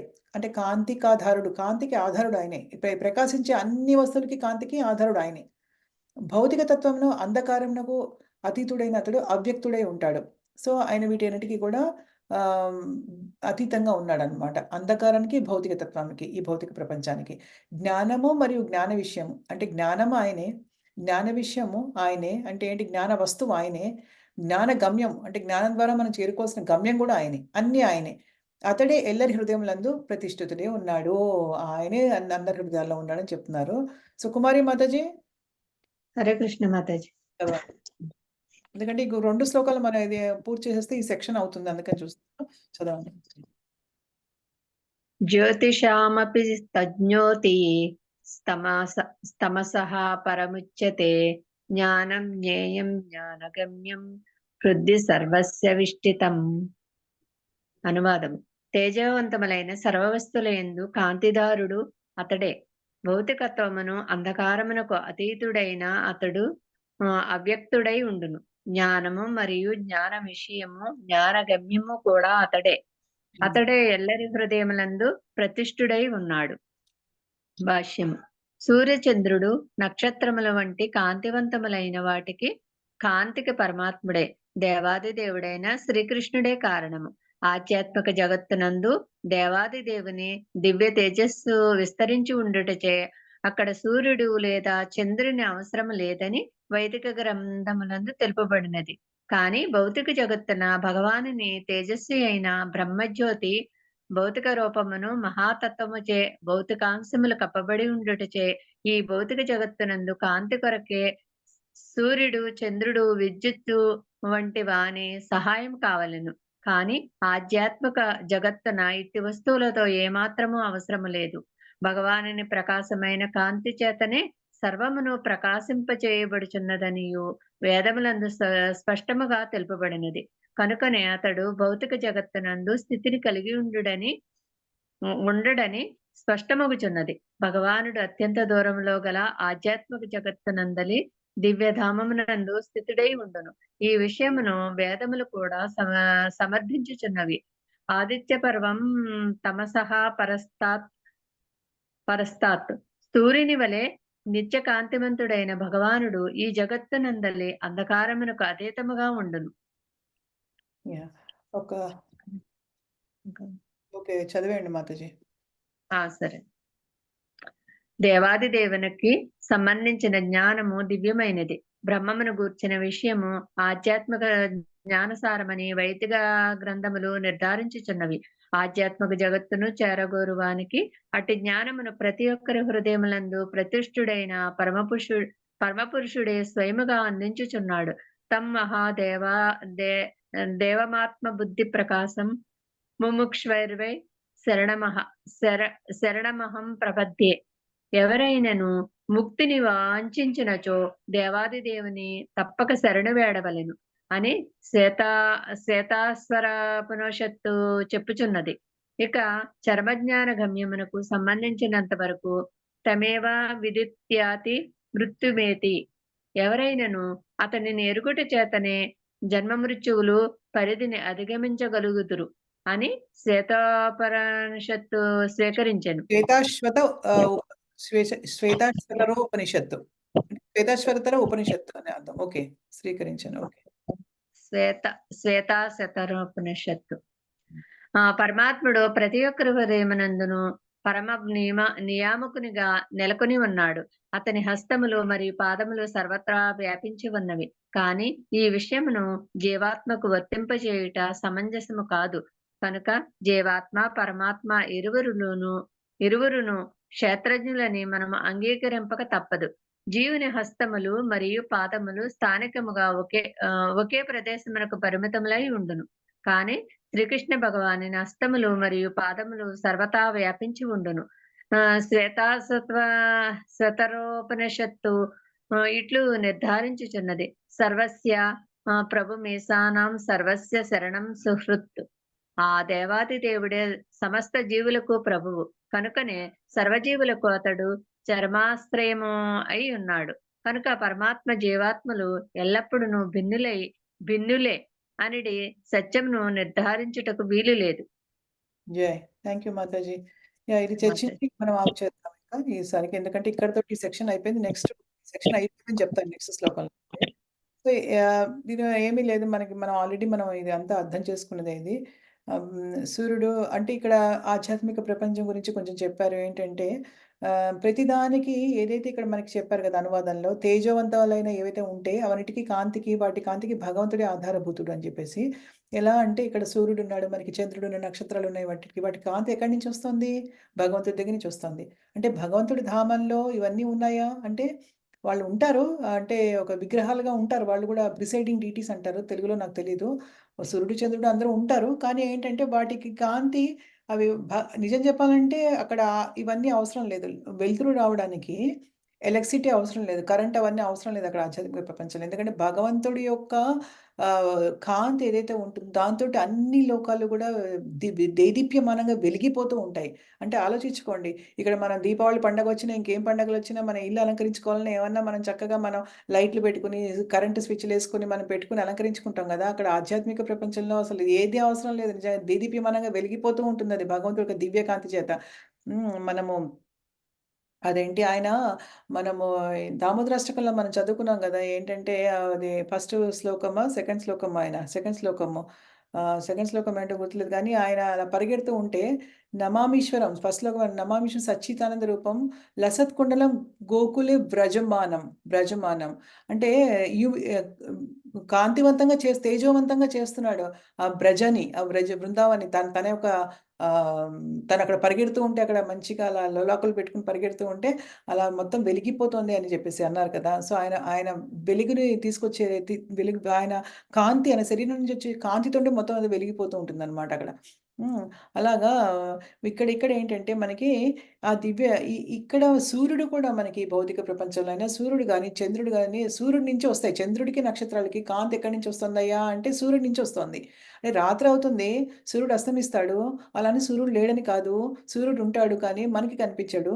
సో ఏంటంటే అప్పుడు ఆ సూర్యుడి కాంతి నుంచి చంద్రుడు, నక్షత్రాలు వెలుతురు తీసుకొని అవి మనకి ప్రసరిస్తూ ఉంటాయన్నమాట. ఆ సూర్యుడికి ఎక్కడి నుంచి వస్తుంది కాంతి అనేది? భగవంతుడి దివ్యధామ నుంచి వస్తుంది. భగవంతుడి నుంచి వస్తుంది. ఇదే మనకు ఒక ప్రత్యక్షమైనటువంటి భగవంతుడు ఎక్కడున్నాడండి? మాకు చూపించండి అసలు. మా కళ్ళకి కనిపిస్తే గాని మేము నమ్మం అనుకునే వాళ్ళకి ఇవన్నీ నిజంగా మరి తెలుసుకోవాలి వాళ్ళు. ఎందుకంటే కాంతి ఎక్కడి నుంచి వస్తుంది? నిజంగా దివ్యధామ నుంచి వస్తుంది. భగవంతుడి దివ్యధామం నుంచి. లేకపోతే సూర్యుడి కాంతి ఎక్కడి నుంచి వస్తుంది కదా! ఆయన దగ్గర నుంచి వస్తుంది. హ్మ్. సో, ఆహ్, ఆహ్, అయితే అయితే మనకెందుకు కావాలిక్కడ? ఆధ్యాత్మిక ప్రపంచంలో ఓకే. అవసరం లేదు. కానీ ఇక్కడ మనకెందుకు? మనకి కూడా ఇక్కడ కూడా విస్తరించొచ్చు కదా భగవంతుడి కాంతి. మరి మళ్ళీ సూర్యుడు, చంద్రుడు అవన్నీ మనకి కూడా ఇక్కడ కూడా ఎందుకు? భగవంతుడి కాంతి డైరెక్ట్‌గా మనకు కూడా ఇక్కడ రావచ్చుగా అంటే అలా ఉండదు. ఈ భౌతిక ప్రపంచంలోకొచ్చినప్పుడు ఏమవుతుందంటే ఆయన యొక్క కాంతి అనేది భౌతిక దాని మహత్తత్వం అనే దాంతో కప్పబడిపోయి ఉంటుందిట అని శ్రీల ప్రభుపాదుల వారు చక్కగా మనకి ఎక్స్‌ప్లెయిన్ చేస్తున్నారు. సో, మహత్తత్వం అనే దాన్ని తో కప్పబడి ఉంటుంది కాబట్టి డైరెక్ట్‌గా మనకి అటువంటి అలా రాకుండా మనకి సూర్యుడు, చంద్రుడు మనకి విద్యుత్ లాంటి సహాయాలు కావాలి అని చక్కగా ఎక్స్‌ప్లెయిన్ చేస్తున్నారనమాట. హ్మ్. కానీ ఆధ్యాత్మిక ప్రపంచంలో వీటన్నిటితో అవసరం లేదు అని చెప్తున్నారనమాట. హ్మ్. సో, అదొకటి చెప్పారిక్కడ. తర్వాత వేదాలలోంచి మన శ్రీల ప్రభుపాదుల వారు ఈ విషయాలు చెప్పడానికి వేదాల నుంచి కూడా చాలా శ్వేతాశ్వతర ఉపనిషత్తు నుంచి చాలా చాలా కోట్లు తీసుకొచ్చారు. అయితే ఇప్పుడు మనము ఎన్ని చర్చించుకున్నాం ఇప్పుడు క్షేత్రం అంటే ఏంటి? క్షేత్రజ్ఞ అంటే ఏంటి? జ్ఞానం అంటే ఏంటి? జ్ఞేయం అంటే ఏంటి? ఇన్ని చర్చించుకున్నాం అయిపోయాం. ఇంకొక రెండే ఉన్నాయి. ఆ రెండేంటి? ప్రకృతి, పురుషుడు. ఈ రెండిటి గురించి ఇంకా నెక్స్ట్ 20వ శ్లోకం నుంచి వస్తుందన్నమాట. ఈ దేవాది దేవునికి సంబంధించినటువంటి జ్ఞానము చాలా దివ్యమైనటువంటి జ్ఞానం అన్నమాట. ఆ! అయితే ఇది వేదాల నుంచి మళ్ళీ చెప్తున్నారు శ్రీల ప్రభుపాదుల వారనమాట. ఈ వేదాలనేవి ఎక్కడి నుంచి వస్తున్నాయి? మళ్ళీ భగవంతుడి నుంచే వస్తున్నాయి కాబట్టి డైరెక్ట్‌గా మనకి జ్ఞానం అంతా కూడా భగవంతుడి దగ్గర నుంచే వస్తుంది అని చెప్తున్నారనమాట. దానికి మళ్ళీ మనకి శ్వేతాశ్వతర ఉపనిషత్తు నుంచి మళ్ళీ మనకి కోట్ తీసుకొస్తున్నారనమాట. అన్నీ భగవంతుడి నుంచే వస్తున్నాయన్నమాట. ఆ! ప్రతీది గూడా చరమ జ్ఞానం అంటే చిట్ట చివరి జ్ఞానం మనం సంపాదించుకోవాలి. చిట్ట చివరి జ్ఞానం అంటే భగవంతుడే అంతే. ఆయన గురించి తెలుసుకోవడమే చిట్ట చివరి జ్ఞానం అన్నమాట. అంతే. అంతకంటే ఏమీ లేదు. హ్మ్. తర్వాత ఎలా మళ్ళీ చెప్పారనమాట లాస్ట్ పారాగ్రాఫ్‌లో ఎలా పరమాత్మ ప్రతి చోట ఆల్రెడీ మనం ఇదంతా చర్చించాం. మళ్ళీ పదే పదే శ్రీల ప్రభుపాదులు ఎందుకు చెప్తున్నారంటే ఏదైనా ఇంపార్టెంట్ విషయం మన జీవితంలో ఉంటే పదే పదే చర్చించడం ద్వారా మన హృదయంలోకెళ్తుంది అది. ఒకసారి చెప్తే మన హృదయంలోకెళ్ళదు గదా! మనకంత ఇది లేదు. అంత గ్రహింపు అనేది లేదు మనకి. సో, అందుకనే మనకి భౌతిక శరీరాలతో ఉన్నాం గాబట్టి మనకు ఒక్కసారి చెప్తే అవ్వదని జెప్పేసి చెప్తున్నారనమాట. సో, జీవాత్మ, పరమాత్మ ఇద్దరు గూడా క్షేత్రజ్ఞులే. కానీ దానిలో పరమాత్మకి, జీవాత్మకి చాలా తేడాలున్నాయి. పరమాత్మ అన్ని శరీరాల్లో ఉంటే కానీ మనమైతే ఒక శరీరంలోనే ఉంటాము అని చెప్తున్నారనమాట. అందరి హృదయాల్లో నియామకుడుగా ఆయన ఉన్నాడు అని చెప్పి చరమాశ్రమే అన్ని జీవులకి చరమాశ్రయుడు అంటే చిట్ట చివరి ఆశ్రయము భగవంతుడే అని చెప్తున్నారనమాట. కానీ ఏంటంటే ఇద్దరు కూడా విడి భిన్నం అనమాట. భిన్నులిద్దరు. పరమాత్మ, జీవాత్మ అని చెప్తున్నారు. సో, ఇక్కడితో మనకి ఇది అయిపోయింది సెక్షను. ఈ విధముగా క్షేత్రము, జ్ఞానము, జ్ఞేయము గురించి నీకు సంక్షిప్తంగా చెప్పానయ్యా. నీకు బ్రీఫ్‌గా చెప్పాను. నా భక్తులు మాత్రమే దీన్ని కంప్లీట్‌గా అవగాహన చేసుకోగలుగుతారు. ఇంకెవ్వరికీ అవగాహన అవ్వదు. భక్తియుక్త సేవ ఎవరైతే చేస్తారో వాళ్ళకి మాత్రమే ఈ విషయాలన్నీ అవగతమవుతాయని భగవంతుడు చెప్పాడు. నెక్స్ట్ శ్లోకంతో ఇక్కడితో ఎండ్ చేసి తర్వాత 20 శ్లోకం నుంచి ప్రకృతి పురుషం స్టార్ట్ అవుతుంది కదా! ఇక్కడి నుంచి స్టార్ట్ అవుతుంది. అది మనం నెక్స్ట్ క్లాస్‌లో తెలుసుకుందాము. సో, ప్రియమైన భక్తులారా ఒక్క నిమిషం ఉండండి. యాహ్! మీకేమైనా ప్రశ్నలున్నాయా? అడుగుతారా? లేదు అంటే మన క్లాస్ ముగిద్దాం ఇంకా. అందరికీ సంక్రాంతి పండుగ శుభాకాంక్షలు. అందరూ ధనుర్మాసపు శుభాకాంక్షలు గూడా అందరికీ. ఏమైనా ప్రశ్నలున్నాయా? మీకు కూడా సంక్రాంతి శుభాకాంక్షలు మాతాజీ. Thank you. మేము నిన్న మాధవి గారు, పద్మజ గారు, నేను లాగిన్ అయ్యి చాంటింగ్ చేశాం మాతాజీ. అబ్బా! ఓహ్! ఓకే. జూమ్‌లో ముగ్గురం కలుసుకున్నారా? జూమ్‌లో కలుసుకున్నారా? జూమ్‌లో కలుసుకున్నాం మాతాజీ. యాహ్! మంచి పని చేశారు. మాధవి ఎన్ని చేసింది రౌండ్‌లు? మాధవి గారు 16 రౌండ్లు. అయ్య బాబోయ్! ఓహ్! కంగ్రాచ్యులేషన్స్ మాధవి. మరి షీట్‌లో వేయలేదంటే నేను ఒక రౌండ్ కూడా చేయలేదేమో అని బాధపడుతున్నాను. భలేవారే! వేశాను మాతాజీ. సీట్లో వేశాను. వేసారా? కమలా గారా? ఓహ్! నేను పొద్దున్న చూసే టైం నాకిక్కడ పొద్దున్నకి ఓన్లీ కమల కుమారి మాతాజీ గారిది, నరసింహ ప్రభు గారిది, తర్వాతేమో పద్మజ మాతాజీ గారిది ఉందంతే. మీది లేదు. నేను వరీ అయిపోయాను. ఒక రౌండ్ అయినా చేసారా లేదా అని చెప్పేసి. లేదు మాతాజీ, చేస్తాను. Congratulations Mataji. I am so happy for you Mataji. నిజంగా చాలా సంతోషంగా ఉంది. మీరు మొట్టమొదటిసారా 16 రౌండ్లు చేయడం? అవును Mataji. Thank you so much. Thank you Kamala Mataji. మీరు చేయడమే కాకుండా మాధవి మాతాజీకి అందరికి ప్రోత్సాహాన్ని ఇస్తున్నారు మీరు చేయడానికి. నిజంగా ఐఎమ్ సో హ్యాపీ. చాలా సంతోషం, నిజంగా చాలా సంతోషంగా ఉంది. చక్కగా మీరు ఏకాదశి రోజు మీరు చక్కగా, అయ్యో పద్మ పాపం మళ్ళీ ఈవిడ నెట్టిపోతుంది పాపం. ఈవిడ హైదరాబాద్ లో కూడా నెట్ ఎలా పోతుందో అర్థం కావట్లేదు నాకు. కమలా మాతాజీ నెట్టిపోయింది. ఇవాళ అసలు కొంచెం ఇదిగానే ఉంది మాతాజీ. నాకు ఆ, అప్పుడప్పుడు మధ్యలో కూడా పోతుంది. ఇందాక వెళ్ళింది మీరు నెట్టిపోవడం వల్ల వెళ్ళారా మీరు? అవును మాతాజీ. ఏంటి హైదరాబాద్ మీరు ఎక్కడ ఉన్నారు మాధవి మాతాజీ? మీరు చెన్నై కదా? నేను ఇక్కడ చెన్నై దగ్గర మాతాజీ. ఆహో! ఓకే. ఓకే. అంటే విలేజ్‌లో అంటే కొంచెం పోతుంది కానీ, ఇక్కడంటే పోదు. మరి ఎందుకు పోతుందో మీకు. మాతాజీ, కమలా మాతాజీ థాంక్ యూ మాతాజీ. మీరు చాంటింగ్ చేయడమే కాకుండా, మాధవి మాతాజీకి కూడా చాలా ప్రోత్సాహం ఇస్తున్నారు మీరు. Thank you so much. Mataji Madhavi గారు చేస్తారు. రోజు 8 రౌండ్స్ చేస్తున్నారు. నిన్న ఓహ్! ఏకాదశి అవును. 8 రౌండ్స్ చేస్తారు. అవును పెంచారు. కొత్త సంవత్సరంలో పెంచారు 8 రౌండ్స్. నాకు చాలా సంతోషంగా ఉంది. మాధవి మాతాజీ అసలు ఎంతో వెనకబడి ఉన్నారనుకున్నాను చాటింగ్‌లో. కానీ ఆవిడ చాలా దూసుకెళ్ళిపోతున్నారు. నిజంగా ముఖ్యంగా ఏకాదశికి చక్కగా 16 రౌండ్లు చేశారు. నిజంగా వీలైతే గనక మీరందరూ కలిసి ఇలా ఏకాదశి రోజు జాయిన్ అయ్యి అందరూ 16 రౌండ్లు మినిమమ్ చేయడానికి ట్రై చేయండి. నేను అంతకంటే ఎక్కువ అడగట్లేదు. అట్‌లీస్ట్ ఏకాదశి రోజు వీలైతే గనక అందరూ ఏదో ఒక టైంలో కలుసుకొని చేయడానికి ట్రై చేయండి తప్పకుండా. ఇవాళ పద్మజ మాతాజీ మరి రాలేదేంటో ఇవాళ ఆవిడ. హ్మ్. అదే ఏకాదశి ఏకాదశి చేశారు కదా నిన్న. ఇవాళ 8 వరకు ఏమన్నా పూజ చేసుకోవాలని ఆగి ఉంటారు. అదే. అయితే ఇక్కడ మనం మామూలు క్యాలెండర్‌లో మనం చూడకూడదు. మన ఫాస్ట్ బ్రేకింగ్ టైమ్ అనేది వైష్ణవ క్యాలెండర్ అని ఒకటుంటుంది. అది మీకెలా ఇవ్వాలని ఆలోచిస్తున్నాను నేను. ఇండియాలో నేనెలా ఇప్పుడు మేమేం చేస్తామంటే ఇక్కడ మాకిక్కడ జీ క్యాల్ అని ఒక యాప్ ఉంటుందనమాట. అది ఫోన్‌లో ఉంటుంది. అది చేసేసుకుంటే మనకి ఏకాదశి అన్నీ ఉంటాయి దాంట్లో. ఫాస్ట్ బ్రేకింగ్ టైమ్ ఎప్పుడు చేయాలి? ఏకాదశి ఈ రోజు అన్నీ వస్తాయి. మీ ఫోన్‌లలో మీ అందరికీ ఫోన్‌లున్నాయి గదా! మీ ఫోన్‌లలో ఆ జీకల్ ఎలా మీరు ఇది చేసుకోవాలి అని చెప్పి నేను ఆలోచిస్తున్నాను. నేను ఇండియాలో డివోటీస్‌ని ఎవరైనా కనుక్కుంటాను. వాళ్ళ ద్వారా నేను మీకు చెప్తాను. సో దట్ ఏంటంటే మీకు దాంట్లో ఫాస్ట్ బ్రేకింగ్ టైము 7 గంటల నుంచి 10 గంటల లోపల లేకపోతే 10, 15 లోపల అలా మనకు క్లియర్‌గా ఉంటుందనమాట. దాని లోపల మీరు కరెక్ట్‌గా చేయాలనమాట. మేము గూడా అలాగే చేస్తామనమాట. ఇవాళే అనుకుంటా మాకు గూడా ఫాస్ట్ బ్రేక్ ఇవాళే జరిగింది. సో, హుహు. సంగతి. సో, దానికోసం నేను అడగాలి ఎవరినైనా ఇండియాలో ఉన్న వాళ్ళని అడిగి తప్పకుండా మీకు చెప్తాను. సో దట్ ఏంటంటే మీకు ఈజీగా ఉంటుందది. కానీ నాకు చాలా సంతోషంగా ఉంది. మీరందరూ కలిసి 16 రౌండ్లు, ఆవిడ 20 రౌండ్లు, మీరు 32 రౌండ్లు. నిజంగా 30 రౌండ్లు చేస్తారు. చాలామంది భక్తులు చేస్తారు. కానీ మీరు నిజంగా చేయగలిగారు. నాకు చాలా సంతోషంగా ఉంది. అలాగే నరసింహ ప్రభు మీరు కూడా 20 రౌండ్లు చేశారు. నాకు చాలా సంతోషంగా ఉంది. కుమారి మాతాజీ మీరు కూడా కొంచెం వీళ్ళతో జాయిన్ అవ్వాల్సింది కదా! చాంటింగ్ చేసుకోవడానికి కనీసం ఇంకొక 4 రౌండ్లు ఎక్కువ చేసేవాళ్ళు మీరు. అవునులే మాతాజీ, తెలియలేదు మాతాజీ. యాహ్! అంటే చేస్తాను. కుమారి గారు ఊరెళ్తా అని చెప్పారండి ముందు రోజు. ఆ! అందుకు ఊరెళ్ళిపోయారు అని చెప్పి మేము ఇన్ఫార్మ్ చేయలే తనకి. యాహ్! కరెక్టే. కానీ నెక్స్ట్ టైమ్ నుంచి వీలైతే ఆవిడని కూడా కలపండి. సో, ఆవిడ కూడా ఇంక కొన్ని రౌండ్లు ఇప్పుడు చేస్తాము. చేస్తాను మాతాజీ. యాహ్! అన్నారని చెప్పి అందులో కమలా కుమార్ గారు మాతాజీ యూజువల్‌గా అందరిని కదిలిస్తారు ఆవిడ. ఆవిడేంటంటే ఆవిడ చాలా ఎనర్జీ శక్తి ఆవిడ చాలా. ఆవిడ అందరిని అది చుట్టాలు వచ్చారని నేను అదే రానన్నా. ఏదో చెప్పారంట. అందుకని. ఊరెళ్ళాలి చుట్టాలు వస్తారని. అందుకనే ఆ, ఇంకా నా బాధ మేము ఏంటంటే రాజేశ్వరి మాతాజీ ఒక్కటే పాపం చాలా వెనకబడిపోతున్నారని బాధపడుతున్నాను. ఆవిడ నిజంగా. కానీ ఏం చేస్తాం పెళ్ళి ఇంట్లో పెళ్ళంటే చాలా పనులుంటాయి కదా! చాలా పనులుంటాయి పాపం. అదే గదా! నేను అదే అర్థం చేసుకున్నాను. పెళ్లి ఉంటే ఇంకా దగ్గరకొచ్చేసింది గదా! ఇంకా పెళ్లి గూడా. అవునవును. 4 వారాల్లోకొచ్చేసింది గాబట్టి ఇంక చాలా ఉంటుంది. సరే ఆవిడని పట్టుకుందాం మనం. ఆ పెళ్లయిపోయి ఆ కూతుర్ని పంపించనివ్వండి ఆస్ట్రేలియా. తర్వాత ఇంకా ఆవిడని ఇంకా ఉత్సాహపరచాలి చాలా మనందరం కలిసి. కానీ నాకు మాధవి మాతాజీ విషయంలో మాత్రం చాలా సంతోషం. నిజంగా చాలా సంతోషంగా ఉంది. నాకు మాధవి మాతాజీ విషయంలో ఐయామ్ సో హ్యాపీ. నాకు మీరందరూ నాకు నాకు నాకు మీ నాకేంటంటే మీరందరూ ఆధ్యాత్మికంగా మీరు అభివృద్ధి చెందితే చాలు. అంతకంటే ఇంకా వేరే ఏది అవసరం లేదు మీ దగ్గర నుంచి. నిజంగా చెప్తున్నాను. ఎందుకంటే నాకు అదొక్కటే కావాలి. నా సాంగత్యంలోకొచ్చినందుకు మీరందరూ కూడా తప్పకుండా మీరు ఈ జన్మని మీరు ఆహ్, ఆహ్, ఆహ్, ఏం చేయాలి? జన్మ సార్థకం చేసుకోవాలి. జన్మ సార్థకం అవ్వాలి. అదొక్కటే నేను కోరుకుంటున్నాను. సరే మనం గుర్తుపెట్టుకోండి. మనం చక్కగా ఈ అధ్యాయంలో మనము 6 ప్రశ్నలు అడిగాడు. 6 ప్రశ్నల్లో ఇప్పటికి 4 అయిపోయాయి మనకి. ఇంకా ప్రకృతి, పురుషుడు మిగిలాయి. క్షేత్రం అంటే ఏంటి? మీకు తెలుసు కదా! క్షేత్రం అంటే నేను అడిగితే మీరు చెప్పాలి. శరీరము. క్షేత్రజ్ఞుడు అంటే ఆ క్షేత్రజ్ఞుడు అంటే ఎవరు? ఆత్మ, పరమాత్మ ఇద్దరు క్షేత్రజ్ఞులున్నారు.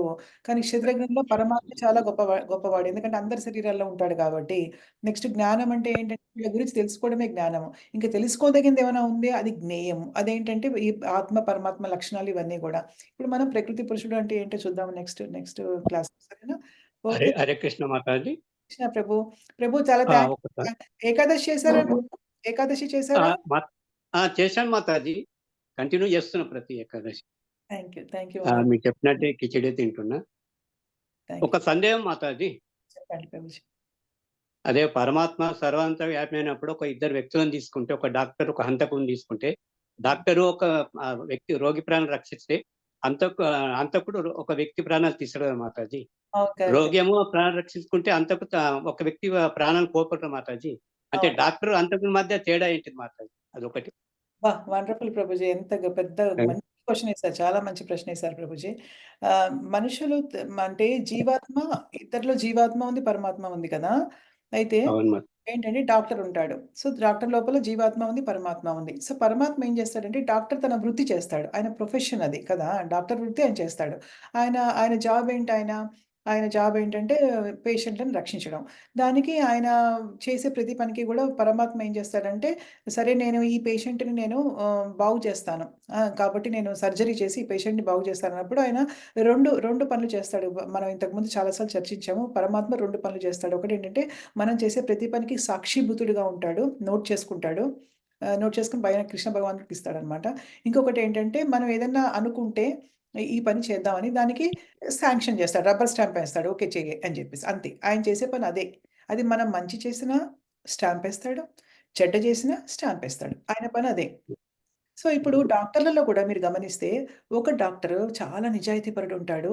తప్పకుండా చాలా తన నిజాయితీతోటి చక్కగా పేషెంట్‌ని రక్షించాలనుకుంటాడు. తను నిజంగా నిజాయితీగా పనిజేస్తాడు. ఓకేనా? కొంతమంది మ్యానిప్యులేట్ చేసే డాక్టర్స్ ఉంటారు. కొంతమంది వేరే డాక్టర్స్ ఏంటంటే డబ్బిస్తే గాని చేయని వాళ్ళుంటారు. డబ్బిచ్చినా గూడా అసమర్థంగా చేసేవాళ్ళుంటారు. సో, అలాంటి డాక్టర్లు గూడా ఉన్నారు కదా! మరి పరమాత్మ వాళ్ళకి కూడా యేసు చెప్తున్నాడు. శాంక్షన్ చేస్తున్నాడు ప్రతీదీ గూడా. సో, ఇప్పుడు దొంగ ఉంటే వాడి పూర్వజన్మ కర్మ వల్లో, లేకపోతే వాడి ఫ్రీ విల్ అంటే భగవంతుడు మనకి ఒక చిన్న స్వేచ్ఛని కొంచెం కొద్దిపాటి స్వాతంత్రాన్ని ఇచ్చాడు. ఆ స్వాతంత్రాన్ని గనక మనము నిరుపయోగం చేసుకుంటే, ఉపయోగించుకోకుండా దానికి భగవంతుడు కూడా ఏమి చేయడు. పరమాత్మ అందరి దృష్టిలో అందరి హృదయాల్లో పరమాత్మ ఉన్నాడు కానీ, పరమాత్మ ఉన్నంత మాత్రాన మనం పరమాత్మలమి కాదు కదా! మనం మామూలు మనుషులమే.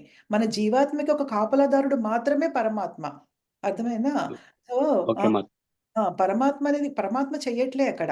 సో, మనమే చేస్తున్నాం అక్కడ. అది కంప్లీట్‌గా మనకి భగవంతుడు ఇచ్చినటువంటి చిన్న స్వాతంత్రాన్ని మనం నిరుపయోగం చేస్తున్నాం. దుర్వినియోగం చేస్తున్నామనమాట. ఇక్కడేం చేస్తున్నాడు డాక్టరు ఒక నిజాయితీపరుడైన డాక్టరు భగవంతుడు తనకిచ్చినటువంటి కొద్దిపాటి స్వాతంత్రాన్ని ఉపయోగించిస్తున్నాడు చక్కగా. పేషెంట్‌లకి సేవ చేయడంలో ఉపయోగిస్తున్నాడు. కానీ ఇక్కడ ఈ దొంగ ఎవరైతే ఉంటారో అది భగవంతుడు తనకిచ్చినటువంటి చిన్న స్వాతంత్రాన్ని దుర్వినియోగం చేసి కేవలం తన కోరిక అది. ఏంటంటే పరమాత్మ కోరిక కాదది. తన కోరిక ఏంటి? తను దొంగతనం చేయాలి. లేతే దానికి కుదరకపోతే చంపాలి వాళ్ళని. అది చెడ్డ బుద్ధి అన్నమాట. ఆ చెడ్డ బుద్ధిని కూడా ఓకే ఎందుకు చెప్తున్నాడు భగవంతుడు? ఎందుకంటే భగవంతుడు స్వచ్ఛంగా మనంతట మనము మనకి ఆయన ఇచ్చినటువంటి కొద్దిపాటి స్వాతంత్రాన్ని మనం కరెక్ట్‌గా వినియోగించుకొని మనం పశ్చాత్తాపపడి అసలు మనం ఏ తప్పు చేయకుండా భగవంతుడిని గ్రహించి ఈ జన్మలో ఆయన దగ్గరికి వెళ్ళాలనే అనుకుంటాడాయన. సో, అందుకని బలవంతంగా ఆయన గనక ఈయన మనసు మార్చేసి ఓకే. అక్కడేంటి ఈ 2 విషయాల్లో డాక్టర్ విషయంలో, ఈ దుర్మార్గుడి విషయంలో 2 విషయాల్లో గూడా వాళ్ళకిచ్చిన స్వాతంత్రాన్ని వాళ్ళు యూజ్ జేసుకోవడమే. పరమాత్మ చేసేదేమీ లేదు. మనకి చెడ్డ ఆలోచన వచ్చినా గూడా పరమాత్ముడు ఓకే అంటాడు. ఇప్పుడు నేనుంటాను. నేనొక చెడ్డ ఆలోచన చేస్తాను. అంటే ఇప్పుడు ఒకళ్ళకి ఎవరికో ఫోను చేస్తాను. చేసి వేరే వాళ్ళని నానా విధాలుగా తిడతాను. ఓకేనా? అది పరమాత్మ చేస్తున్నాడా? నేను చేస్తున్నానా? అది నేను అన్నమాట. పరమాత్మ గాదు. నేను తిట్టాలంటే పరమాత్మ ఆపొచ్చు కదా! కానీ పరమాత్మ ఆపడు. ఎందుకని ఆపడంటే ఆయన సాక్షిభూతుడు మాత్రమే ఆయన. ఎందుకంటే మనం చేసే ప్రతి పనికి సాక్షిభూతుడిగా వ్యవహరించి ఓకే. ఈ పలానా మాతాజీ ఇంకొక మాతాజీని ఫోన్‌లో వేరే వాళ్ళ దగ్గర తిడుతోంది అని చక్కగా బ్యాడ్ రిమార్క్ ఏస్తాడు మనకి. నోట్ చేసుకుంటాడనమాట. దానికి తగిన శిక్ష ఉంటుంది మనకనమాట. అంటే ఇప్పుడు ఎవరి గురించైనా మనం చెడ్డ మాట్లాడితే వాళ్ళ పాపాలు కడిగేసి వాళ్ళని ఫ్రీ చేస్తున్నాం మనం. సో వాళ్ళ పాపాలు కరిగిపోయి వాళ్ళు బానే ఉంటారు. మనకొస్తుంది. వాళ్ళ పాపం మనకొస్తుందనమాట. సో ఇవన్నీ మనం చేసుకునే చెడ్డ కార్యాలు ఇవన్నీ. పరమాత్మ ప్రతి జీవిలో ఉన్నాడు. కానీ అంత మాత్రం చేత ప్రతి జీవి పరమాత్మ కాదనమాట. మనం అంటే మన జీవాత్మలు మాత్రమే. మన ఇష్టమైనట్టుగా మనం ప్రవర్తించే హక్కు భగవంతుడు మనకిచ్చాడు కొద్దిపాటి స్వాతంత్రాన్ని. దాన్ని దుర్వినియోగం చేయడం వల్లే మనం ఈ భూ ప్రపంచంలో ఇంకా ఈ భౌతిక శరీరాలు ధరిస్తున్నాం అనమాట. అయితే ఒక్క క్వెషన్ మీకు రావచ్చు. మాతాజీ ఎందుకు భగవంతుడు మరి చెడ్డ పనులకు కూడా ఎందుకు యెస్ చెప్పిస్తున్నాడు మన చేత? చేపిస్తున్నాడు ఎందుకు? ఆయన లోపల కూర్చొని ఉన్నాడు కదా మన హృదయంలో. ఆపించొచ్చు కదా అని చెప్పొచ్చు. కానీ భగవంతుడు ఎప్పుడు కూడా ఏంటంటే వాలంటరీగా మనం ఆయనకి సరెండర్ ఇవ్వాలి. వాలంటరీగా మనం మంచితనాన్ని పశ్చాత్తాపపడి మనం పిచ్చి బుద్ధులేమీ లేకుండా మనం చేసిన తప్పులకి మనం పశ్చాత్తాపపడి మంచివాళ్ళుగా మారాలని అనుకుంటాడాయన. హ్మ్. అంతే తప్పితే ఆయన బలవంతంగా ఫోర్స్ చేస్తే గనక మనని మంచి వాళ్ళగా మార్చి, మనని భక్తులుగా కూడా మార్చొచ్చు. మరి బలవంతంగా ఫోర్స్ చేసి భక్తులుగా మార్చి ఆయన ధామానికి పట్టుకెళ్తే, అక్కడ ఏమవుతుందంటే మనకి ఆ పశ్చాత్తాపం అనేది లేకపోతే గనక మళ్ళీ కూడా మనకి ఏవైతే చెడ్డ పనులు చేయాలన్న కోరికలు ఉంటాయో, మళ్ళీ అక్కడ ఆధ్యాత్మిక ప్రపంచానికెళ్ళిన తర్వాత కూడా మళ్ళీ మనం అదే పని చేస్తామనమాట. దానివల్ల ఉపయోగం ఏంటి? అక్కడున్నటువంటి నిత్య పార్షదులు ఎవరు ఉంటారో వాళ్ళకి అనవసరంగా మనము కలుషితం చేసిన వాళ్ళం అవుతాం. కాబట్టి భగవంతుడు మనంతట మనం తెలుసుకొని, మనంతట మనం పశ్చాత్తాపపడి, మనంతట మనం ఈ భూ ప్రపంచానికొచ్చి ఈ శరీరం ధరించినందుకు బాధపడి, దానికి ఫలితం దానికి విరుగుడేంటో ఆలోచించుకొని, ఆ విరుగుడికి అంటే ఈ భక్తి మార్గం తీసుకోవడం ద్వారా మనం మంచిగా తయారైతే గనక, చక్కగా శుద్ధ ఆత్మలుగా మళ్ళీ గనక తయారైతే, అప్పుడు ఆయన మనకి వెల్కమ్ చెప్తాడనమాట. అర్థమైందా ప్రభుజీ ఇప్పుడు? పరమాత్మ ఓకే మాత. ఓకే మాత. కానీ మంచి ప్రశ్న అడిగారు ప్రభుజీ. చాలా మంచి ప్రశ్న అడిగారు. ఇంతకుముందు ఈ ప్రశ్న నుంచి చాలా మంది మన గ్రూప్‌లోనే అడిగారు. మాధవి, రాజేశ్వరి నన్ను కూడా అడిగారు. కానీ మళ్ళీ మీరు తీసుకొచ్చి ఈ సందర్భాన్ని చాలా మంచిగా నాకు గుర్తు చేశారు ఇంకొకసారి. సో ఏంటంటే పరమాత్మ మన రూపం మన శరీరంలో ఉంటాడు. జస్ట్ మనకి రెండే 2 పనులు చేస్తాడు. ఇది గుర్తుపెట్టుకోండి. ఒకటేంటంటే మనం చేసే ప్రతి కార్యానికి సాక్షిభూతుడు. తర్వాత మనం చేసే ప్రతి పనికి కూడా సాక్షిభూతుడే కాకుండా శాంక్షన్ కూడా చేస్తాడు. అంటే అనుమతిస్తాడు మనం ఆ పని చేయడానికనమాట. ఆ పరమాత్మ శాంక్షన్ లేకపోతే చీమను కూడా ఇటు కలపలేమట. మనం చెయ్యిలా తీసి పక్కన కూడా పెట్టలేం. ఇప్పుడు నేను ఇలా లెక్చర్ కూడా చెప్పలేను ఇలాగా. అలా భగవద్గీత కూడా మనం చదవలేము. అసలు మనం వంట పనులు చేసుకోలేము. నడవలేము అసలు. కాలు తీసి కాలు వేయలేమనమాట. సో, అంత పవర్ ఉంటుంది.